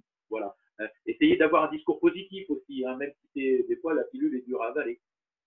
Et justement, là où on arrive à laisser des pulls, c'est dans la gestion des parents, c'est cette gestion de parents-là. Il faut protéger les gamins parce que c'est eux qui pratiquent l'activité sportive, mais c'est aussi les parents à savoir, déjà vos enfants, ils sont allés loin. Regardez le travail, je parlais tout à l'heure un petit peu de psychologie, entre guillemets, c'est pas voir le négatif, il faut le digérer à un moment donné, là il faut le digérer rapidement. L'analyser, et c'est voir aujourd'hui jusqu'où vos enfants ils sont allés. Ils n'ont jamais fait de Coupe de France, c'est la première fois où ils en ont fait une, ou jamais. C'est la première fois qu'ils arrivent à ce niveau-là. C'est ça qu'il faut essayer d'utiliser pour continuer à les accompagner. Après, dans la position auprès des parents, c'est ce que je prône énormément. C'est pas rester que sur la défaite en se disant l'année prochaine, comme disait Jack, tous sont ensemble ou des gamins qui viennent se rajouter à ce groupe. J'espère que cette année, on va faire non, c'est pas ça. Moi, je gère de mon côté. Vous gérez en tant que parent. Ce qui est compliqué, c'est qu'en fait, à un moment donné, nous, en tant que parents, parce qu'on est impliqués et que, enfin, pour nos enfants, pour le club, pour l'équipe, pour tout un tas de choses, les aventures de Coupe de France, nécessairement, en fait, on se soude entre parents, on y va avec plaisir, en se retrouvant sur un objectif commun, et qu'à un moment donné, parce que en fait, on a envie d'être impliqué, effectivement, ça peut être compliqué en fait à gérer cette. C'est tout aussi frustrant en fait parce qu'on se prend au jeu avec nos enfants, on les accompagne, mais quelque part en fait, voilà, enfin on a de fait presque l'impression que d'avoir perdu aussi en fait. Enfin voilà, on fait partie de l'aventure parce qu'on nous a demandé de nous intégrer, de nous impliquer dans tout ça. Et c'est une réaction normale, hein, de toute façon. Moi qui suis parent, quand je vais à la Coupe de France, quand je ne suis pas sur le banc ou que je suis dans les tribunes, je le vis à fond pareil, comme si j'étais sur le terrain. Mais si tu veux, j'arrive à avoir quand même ce recul après, pas tout de suite, mais j'arrive un petit peu à avoir le recul. La déception étant passée, tout compte fait, les gamins, c'est quand même déjà bien ce qu'ils ont fait. Et pour passer de l'autre côté, côté barrière, côté entraîneur, c'est protection des gamins. Moi, j'essaie de les protéger. Et après, je parle avec les parents. Et à ce moment-là, c'est moi qui prends à la place des enfants. Je prends. Et après, on arrive à discuter, on arrive à savoir le comment du pourquoi. Enfin, j'essaie vraiment de privilégier ces deux communications-là, et les gamins et les parents. Et moi, je suis au milieu, je prends. Il n'y a pas de... Après, pardon. Vas-y, Pierre. Je disais, petite question, ça t'est déjà arrivé en fait des parents qui interviennent pendant le match dans les tribunes, etc., de dire, je sais pas, de quelque chose, et comment tu l'as géré si c'est arrivé, quoi. Franchement, ça a dû m'arriver peut-être une fois, mais j'ai tellement bétonné le truc que quand le parent intervient comme ça, déjà, je prends le gamin et je lui explique que c'est moi l'entraîneur. Tu peux regarder à côté, derrière, un tout petit, c'est moi l'entraîneur. Une fois que le match sera terminé, je discute avec le gamin pour lui dire que je vais parler avec ses parents, et je parle avec les parents. Par contre, si les parents ne me font pas confiance ni quoi que ce soit, il ne faut pas qu'ils viennent me voir pour me raconter que leurs gamins les écoutent plus, ainsi de suite. Et tout. On a chacun notre... Vraiment, en ces termes-là, je leur explique bien qu'on a chacun notre partie. Mais ça m'est arrivé peut-être une fois. Et même, je vais te dire, ça m'est arrivé d'autres fois où les gamins sont sur le terrain et n'arrêtent pas de regarder leurs parents. Et n'arrêtent pas de regarder leurs parents. Je les rassemble. Je leur explique que c'est moi qui m'occupe d'eux, et ensuite, ils verront avec leurs parents. Il y a plusieurs cas de figure. Et ça se passe bien en général. Ça s'est bien jusque-là. si je peux rebondir par rapport à ça, moi j'ai eu même mieux parce que je gère une équipe de régional au niveau régional et j'ai des jeunes surclassés. Et j'ai même la maman avec la fille dans la même équipe. Et c'est encore plus compliqué parce qu'il faut gérer plus la maman que la fille. Donc voilà, alors c'est très compliqué tout ça, tous ces rapports humains de gestion. En plus, je suis dirigeant, donc dès qu'il faut prendre des décisions, je fais partie aussi du truc, donc c'est assez compliqué. Mais c'est vrai que c'est assez sensible. On a énormément de cas à gérer. On peut bétonner tout ce qu'on veut. On essaye de bétonner en étant jeune. En fait, ça démarre depuis les jeunes. Je n'ai pas eu de problème avec les parents des gamins que j'ai eu en baby et que j'ai emmenés jusqu'en minime deuxième année, parce que les parents sont investis depuis des années, ils participent à la vie, machin, et ils savent comment on fonctionne. Là où c'est beaucoup plus dur, c'est la situation que j'ai eue par exemple cette année, où en plus la maman, il a fallu que les jeunes prennent la place, donc il a fallu faire des choix. Et après expliquer à la fille que j'en veux pas à la maman. Enfin voilà, c'est très compliqué. Donc après, ce sont des relations humaines. Et quand on disait on n'est pas là pour faire les psychologues, mais on est psychologue.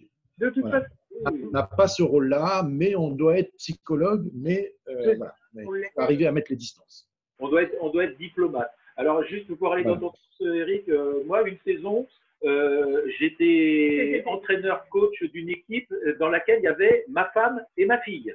Voilà. Tu multiplies les. Alors par contre, ça s'est hyper bien passé, mais c'est vrai que ça dépend du caractère de chacun, comment ça se préparer. Il y a un débrief à la maison après.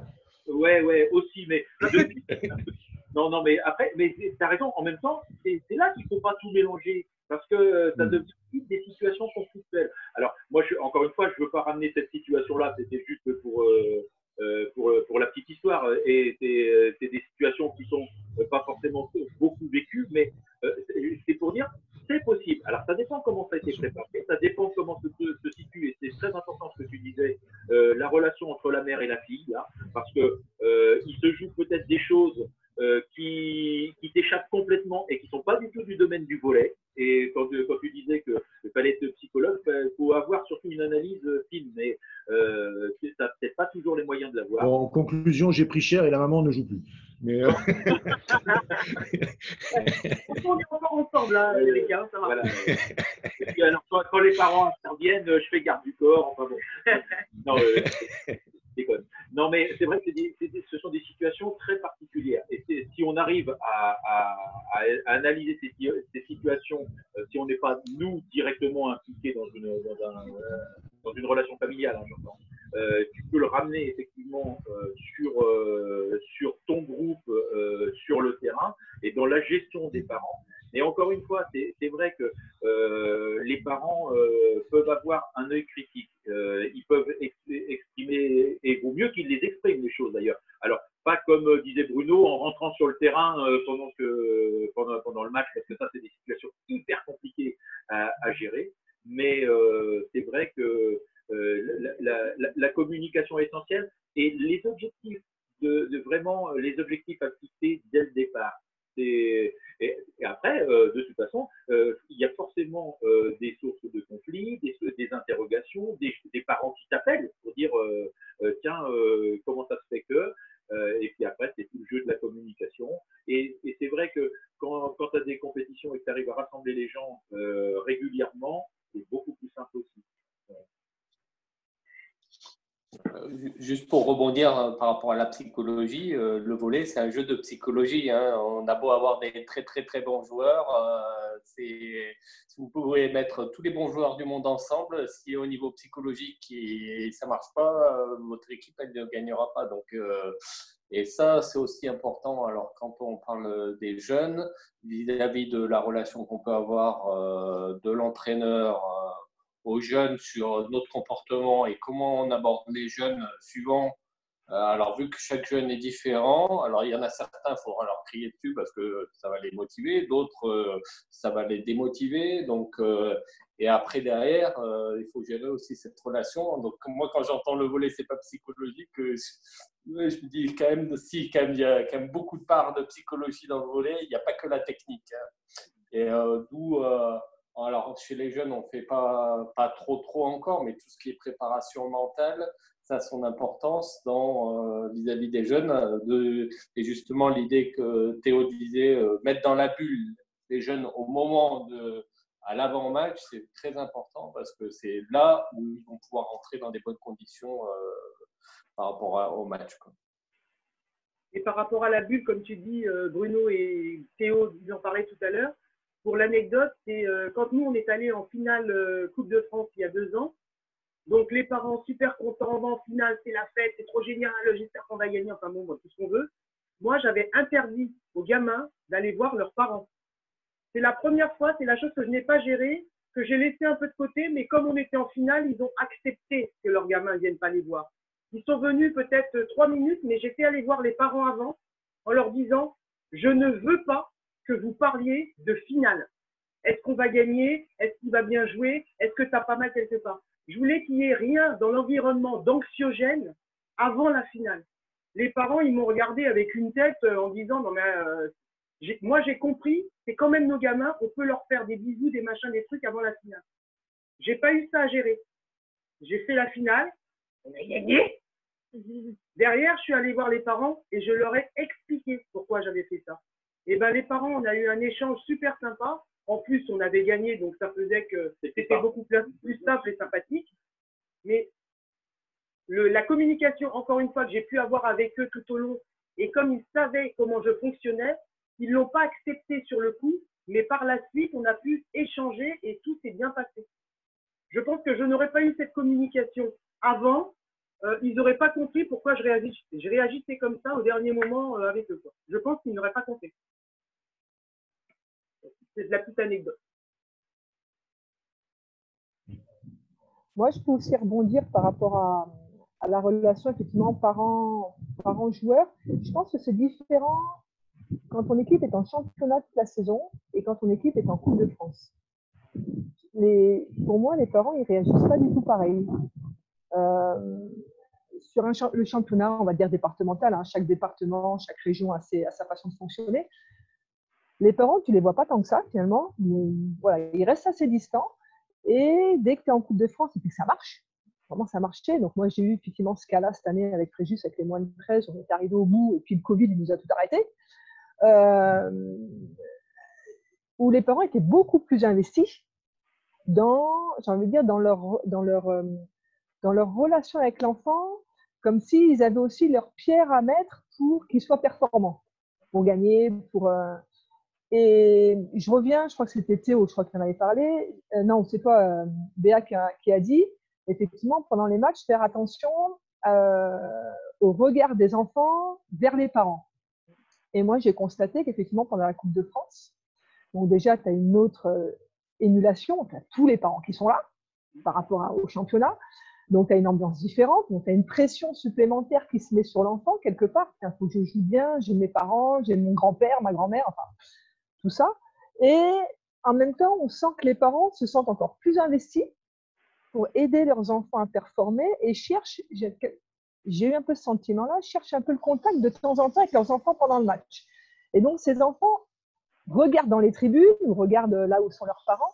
Et moi, quand j'ai constaté ça, j'ai tout de suite mis le haut là en disant aux enfants qu'à chaque temps mort, toutes les paires d'yeux, elles doivent me regarder. J'ai pas un gamin qui doit tourner la tête pour aller voir ailleurs.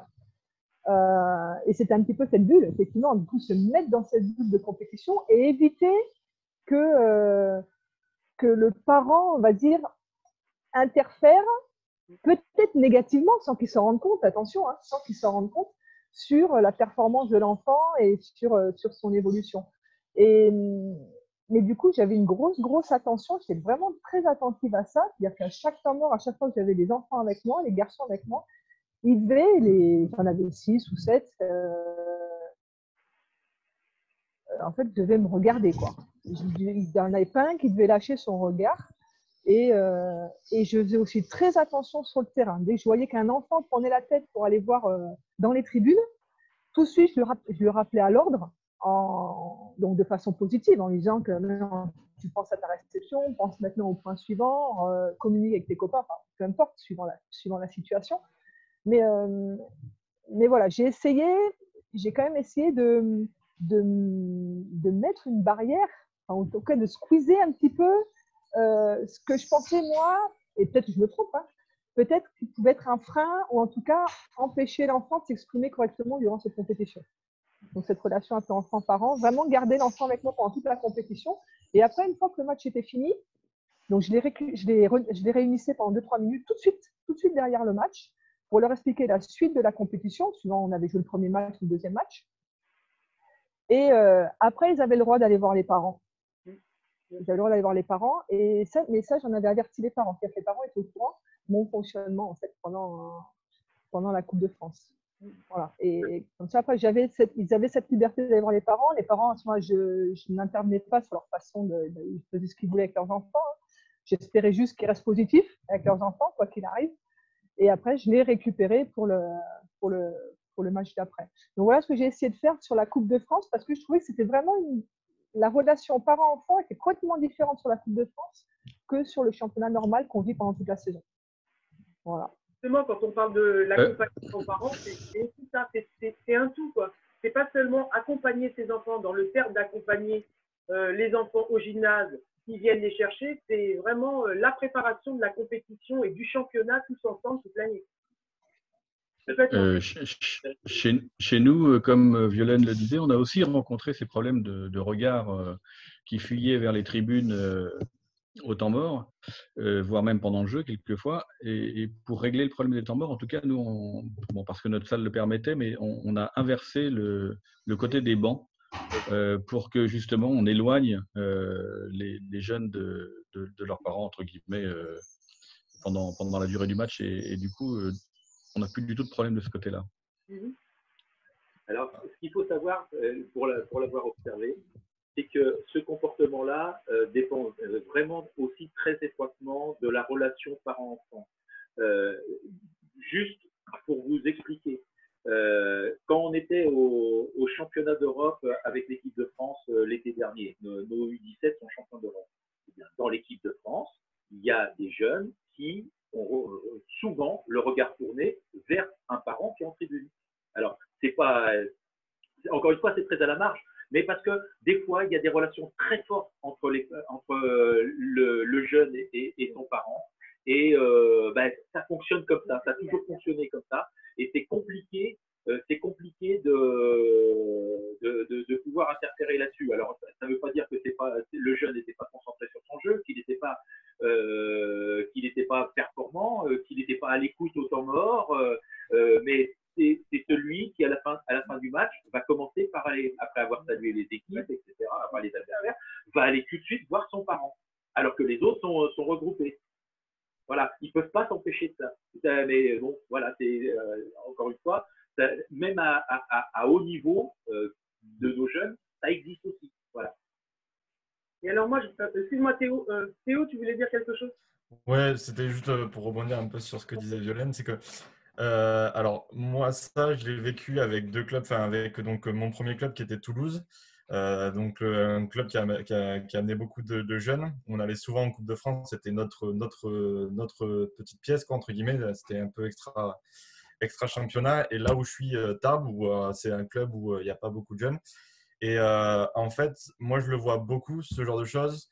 À Tarbes, et je le voyais très peu, en tant que joueur, je le voyais très peu à Toulouse, parce qu'en fait, on a aussi l'expérience de la Coupe de France. C'est-à-dire que, comme tous les ans, on est tous tout le temps inscrits en Coupe de France, et ben en fait, au fur et à mesure des années, on a moins en moins de parents et on regarde moins en moins les parents. C'est aussi, pour moi, ça tourne surtout autour de l'expérience. C'est-à-dire qu'on va le faire la première fois, et c'est là où vraiment ce cocon, entre guillemets, cette bulle, moi, je la mets en priorité sur les jeunes, parce que c'est là où ils vont pas avoir cette expérience de dire on va arriver à les trucs supérieurs, c'est super, les parents ils vont les encourager. Et c'est là où il faut être encore plus méfiant par rapport à entre guillemets leur performance, on peut appeler ça de la performance, mais par rapport à leur jeu, parce que ça peut apporter que du négatif, entre guillemets, ça peut, hein, c'est vraiment mes pensées à moi, mais ça peut apporter quelque chose de négatif par rapport aux enfants. Même si les parents n'en ont pas conscience, Moi, je parle ça en tant que vécu, c'est que mes parents étaient toujours à la fin de mes matchs, c'est très bien, etc. Et le jour où on a perdu, incompréhensible total. Mais j'ai mis, au fur et à mesure des années, je me suis mis moi-même en fait un peu dans cette bulle-là, où quand mes parents venaient me parler, bah, c'était je le prends, oui, il n'y a pas de souci, on a échangé. Et quand il y a des choses où je n'étais pas d'accord, ben, je leur rentre un peu dedans pour dire ben, non, regardez, vous voyez cette partie-là, mais il y a aussi cette partie-là qui existe au niveau du groupe et pas individuel. Et qu'il faut, enfin, au fur et à mesure des années, par rapport à l'expérience, justement, ça se perd cette vision vers je regarde mes parents ou alors il faut, enfin, justement dire le coach, ben, j'enferme mes joueurs par rapport aux parents. Ça se diminue année par année pour moi en termes de vécu. C'est vraiment par rapport à l'expérience du club et du joueur. Je crois qu'à mon avis, il y a quelque chose, enfin, par rapport à ce que tu dis, il y a quelque chose d'essentiel qu'il faut, enfin, que moi j'essaie de ne jamais oublier. Nous sommes sans arrêt en train de faire des apprentissages, quel que soit l'âge, quelle que soit notre fonction ou notre statut. On fait des apprentissages. Alors, on fait des apprentissages en tant que dirigeant, on fait des apprentissages en tant qu'entraîneur, on fait des apprentissages en tant que parent, et les jeunes font des apprentissages dans de très nombreux domaines aussi. Dans ce qui nous rassemble aujourd'hui, c'est-à-dire la pratique du volleyball, on fait des apprentissages dans l'organisation du groupe, dans la communication, dans la gestion de groupe. On a beau être formateur, on n'est jamais complètement formé. Donc, il faut aussi se dire, tiens, aujourd'hui, c'est-à-dire, ça amène une réflexion sans arrêt sur là, ça s'est pas bien passé, ou là, il y a quelque chose à certainement améliorer. Et si le fait de se mettre dans ce positionnement, c'est aussi quelque chose d'intéressant. Enfin, parce qu'apprendre, c'est quand même ce qui nous motive dans la plupart de nos relations au quotidien. Hein. On apprend sans arrêt plein de choses. Moi, j'ai une expérience de cette année. Alors, moi, plus je deviens vieux, plus on fait entraîner les plus jeunes. Donc, cette année, j'entraîne les M11, les moins de 11 ans. Et lors d'une journée de championnat, donc j'ai deux équipes, c'est du 2-2.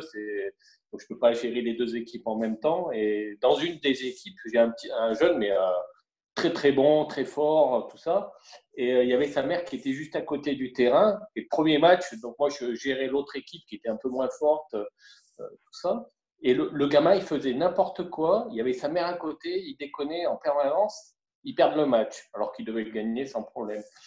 Le match d'après, je vais à côté, je dis à la mère, tu t'éloignes, tu vas derrière. Enfin, c'est des plateaux de M11, il y a du monde de partout. Hein. C'est compliqué.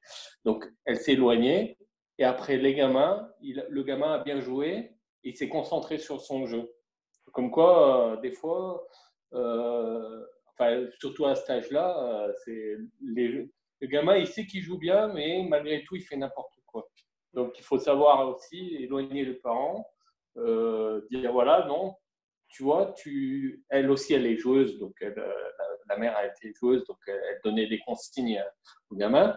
Mais le gamin, il ne respectait rien du tout au niveau des consignes. Donc là, hop, on éloigne le parent et puis on recadre tout et puis ça fonctionne. Ça peut te donner ça peut te donner une piste de comment ça se passe à la maison. Ça. Le gamin, de toute façon, je le recadre une ou deux fois par entraînement et des fois, il est obligé d'aller s'asseoir dans les tribunes parce qu'il ne m'écoute pas. Donc, tu vois, c'est… Alors, moi, pour réagir par rapport à ce genre de situation, moi, justement, le parent, je le fais en deuxième cas. C'est-à-dire que d'abord, je dis aux gamins, à tous les gamins, je dis, vous voyez, par exemple, je dis clairement au gamin, tu joues mal, entre guillemets, pour un peu le choquer et après dire pourquoi. Et en fait, sensibiliser un peu tout le monde autour. Et après, je vais voir le parent pour lui dire, je pense que tu interfères par rapport au gamin et donc est-ce que tu peux éloigner ou alors moins intervenir? Oui, mais enfin là, c'était du fait que je ne pouvais pas coacher les deux équipes en même temps. Elle s'était instaurée coach et ça génère. Après, elle a très bien compris. Elle a vu que ça jouait beaucoup mieux dès qu'elle était plus sur proximité. Quoi. J'ai une question par rapport à ça, parce que ça veut dire que l'équipe avec le gamin fort était livrée à elle-même sur le premier match. Ils n'avaient pas d'accompagnant. Pas d'accompagnateur. Oui, quand on a des M11, c'est du 2-2, donc on ne peut pas avoir 36 coachs, 36 personnes, Oui. donc c'est les générales qui prennent le Non, mais ça, relais. j'entends bien.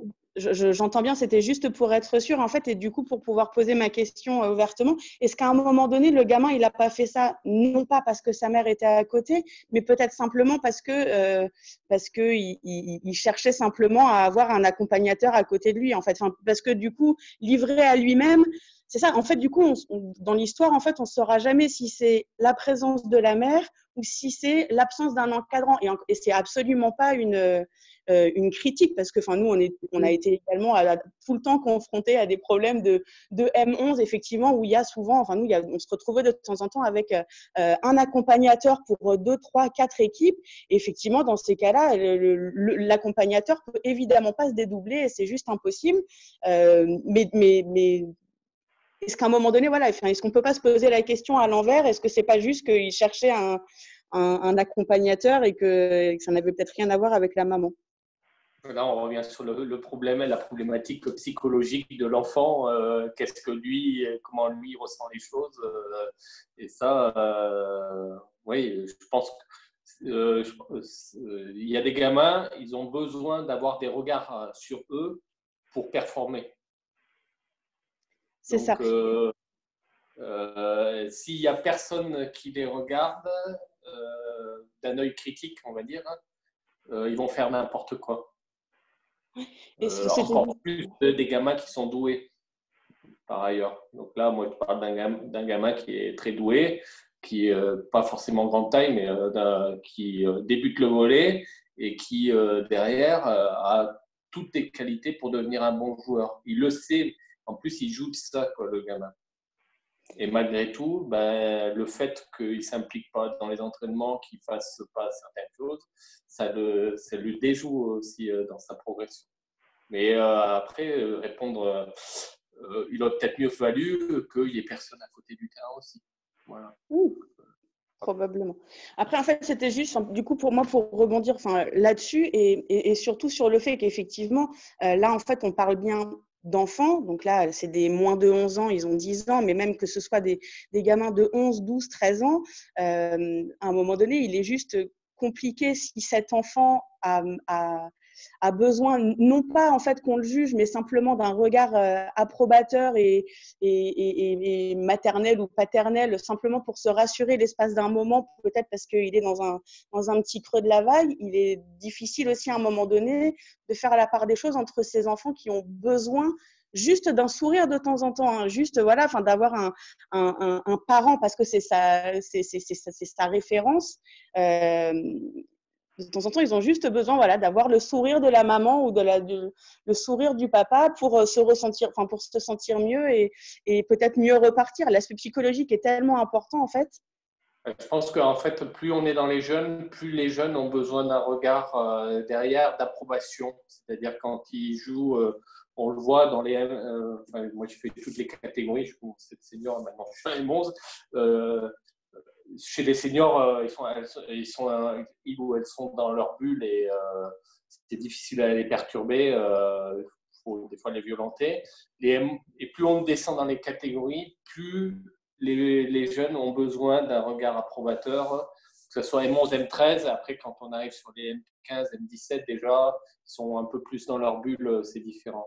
Mais peut-être pas tous, justement. Et ceux qui, justement, dévient vers je donne un regard approbateur, c'est pas forcément, c'est eux sur lesquels il faut le plus travailler pour justement leur faire que ce qu'ils ont fait, ils soient en confiance, quoi. Voilà. Et ouais, effectivement, je pense que sur les jeunes, ils ont besoin, c'est naturel.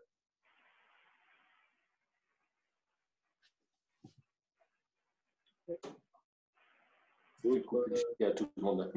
D'autres réactions? Non, mais il n'y a pas de souci. D'autres réactions par rapport à ça? Moi, je pense que ça dépend un petit peu aussi quand même parce que je reviens à notre double pratique beach volley et volleyball. Le beach volley est par essence une école d'autonomie. Donc, les jeunes très tôt sont livrés à eux-mêmes, en fait, dans le cadre, entre guillemets, compétition. Même si, évidemment, à l'entraînement, ils sont extrêmement encadrés parce qu'il y a quand même beaucoup de choses à apprendre également. Mais voilà, moi, nous, au niveau de la salle, quand on fait du M11, par exemple, on est un peu dans le même fonctionnement parce que de toute façon, tous nos M11 qui font de la compétition la font en volley comme en beach. Et en beach, ils ont aussi l'habitude d'être en compétition seuls, entre guillemets. Donc, je pense que c'est pas. C'est aussi une question d'habitude et de culture un petit peu. Après, bien sûr qu'il y a des enfants qui vont réagir différemment, ça paraît absolument évident, qui vont être plus en besoin que tel ou tel autre. Ah, mais voilà. Mais comme il n'y a pas de temps mort, de toute façon, au beach volley, par exemple, donc il n'y a pas de consignes qui sont redonnées, le soutien des parents autour du terrain quand ils y sont, ça ne pose pas de problème plus que ça. Effectivement, que l'enfant regarde son père ou sa mère pour y chercher un petit support mental, c'est pas vraiment un problème. Parce que, encore une fois, là, il ne s'agit pas de chercher une consigne technique ou quelque chose de genre. Il s'agit juste, effectivement, d'avoir un petit répit dans la tête pour aller un peu mieux. Moi, je suis assez favorable, enfin, je ne suis pas technicien, encore une fois, comme je l'ai déjà dit, mais je suis assez favorable au fait que les jeunes puissent apprendre l'autonomie. On se rend compte, il y a quelqu'un derrière l'abat-jour. Oui. On se rend compte au fur et à mesure que, enfin moi je trouve, quand je suis, parce que comme j'ai entre guillemets la chance de ne pas m'occuper d'équipe, je peux les regarder tranquillement évoluer. Et on se rend compte comme parfois les jeunes ont un mal fou à être capables de réagir à des situations qui ne sont pas prévues. Et ça, je trouve que c'est une vraie difficulté qu'à mon sens, parfois nos schémas, en tout cas ceux qui sont proposés par nos entraîneurs d'une manière générale, sont un peu trop rigides. C'est un carcan qui, à mon sens, est un peu trop rigide et on ne laisse pas suffisamment, notamment les jeunes, aller vers plus d'autonomie, plus être en capacité de réagir. Bien sûr, il y a des schémas de jeu à respecter, ça me paraît normal, surtout quand on va aller vers le haut niveau. Mais voilà, c'est comme la spécialisation très tôt, ça me paraît quelque chose d'un peu décalé parce que quand on a 12 ans, 13 ans, 14 ans, 15 ans même, est-ce qu'on a absolument besoin d'être marqué au fer rouge pour toute sa vie sur un poste? Je crois pas. Je crois pas. Et d'ailleurs, je reviens encore une fois au beach volley, mais au beach volley, c'est pas comme ça que ça se passe, quoi. C'est pas comme ça que ça se passe, évidemment. Mais de toute façon, après, là, c'est sur la philosophie que tu évoques, Frédéric, c'est sur la philosophie, formons-nous des spécialistes ou formons-nous des volleyeurs. Oui, on est bien d'accord. On est bien d'accord. Formons-nous des jeunes qui ont envie de jouer. Oui, oui, alors bon, il y a aussi ça. L'objectif premier, c'est quand même celui-ci. Ça devrait, oui, en tout cas. Ça devrait. L'objectif, c'est de se faire plaisir. Moi, les gamins, oui, bien sûr. C'est obligé de tout gagner. Tout à fait. Bon, là, malheureusement, le Covid nous a un peu bloqué tout ça. Mais là, il y avait un bon objectif. Ils avaient mis la Coupe de France comme objectif. Ça les avait motivés, gonflés à fond. Et puis là, c'est mort. C'est dur pour ceux qui étaient encore en piste. Hein, vous êtes un certain nombre. Nous, on est tranquille, on s'était fait scratcher partout. Nous aussi. Et c'est vrai, comme on dit, justement, on parle du Covid. Pour les clubs qui allaient en finale, je pense à toi, Violaine, et puis à ceux qui pouvaient accéder à cette finale, c'est qu'il va falloir rebondir quand on va tous reprendre, aussi bien avec les parents qu'avec les gamins, réécrire un projet, recommencer à bosser et que la route va être longue. Donc, recommencer encore à mettre tout ça en place pour que tout le monde puisse aller dans le même sens.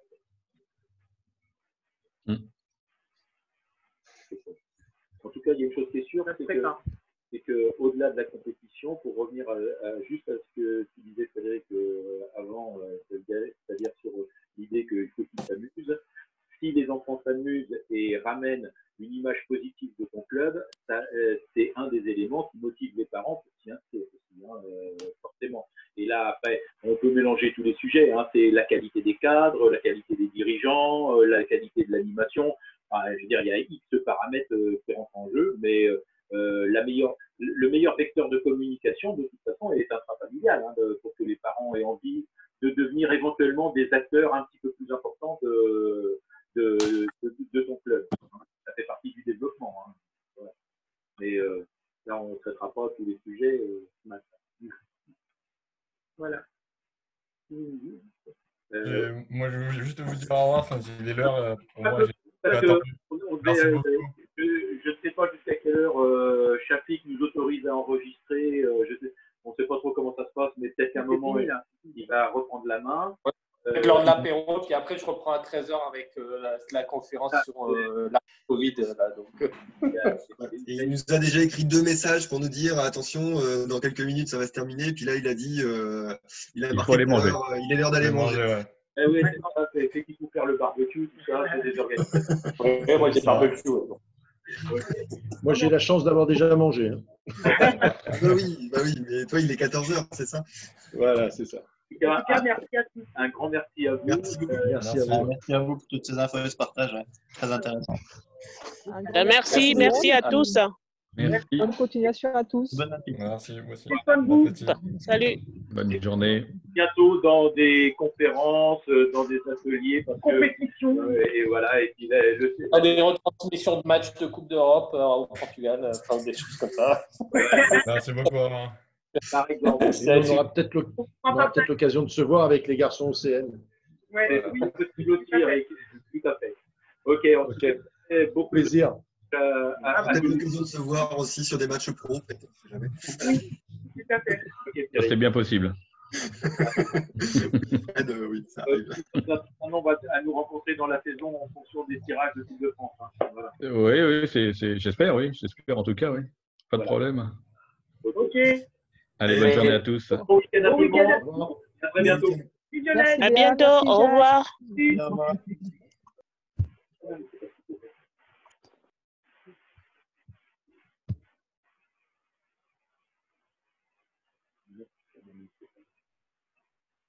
Retour à la séance principale.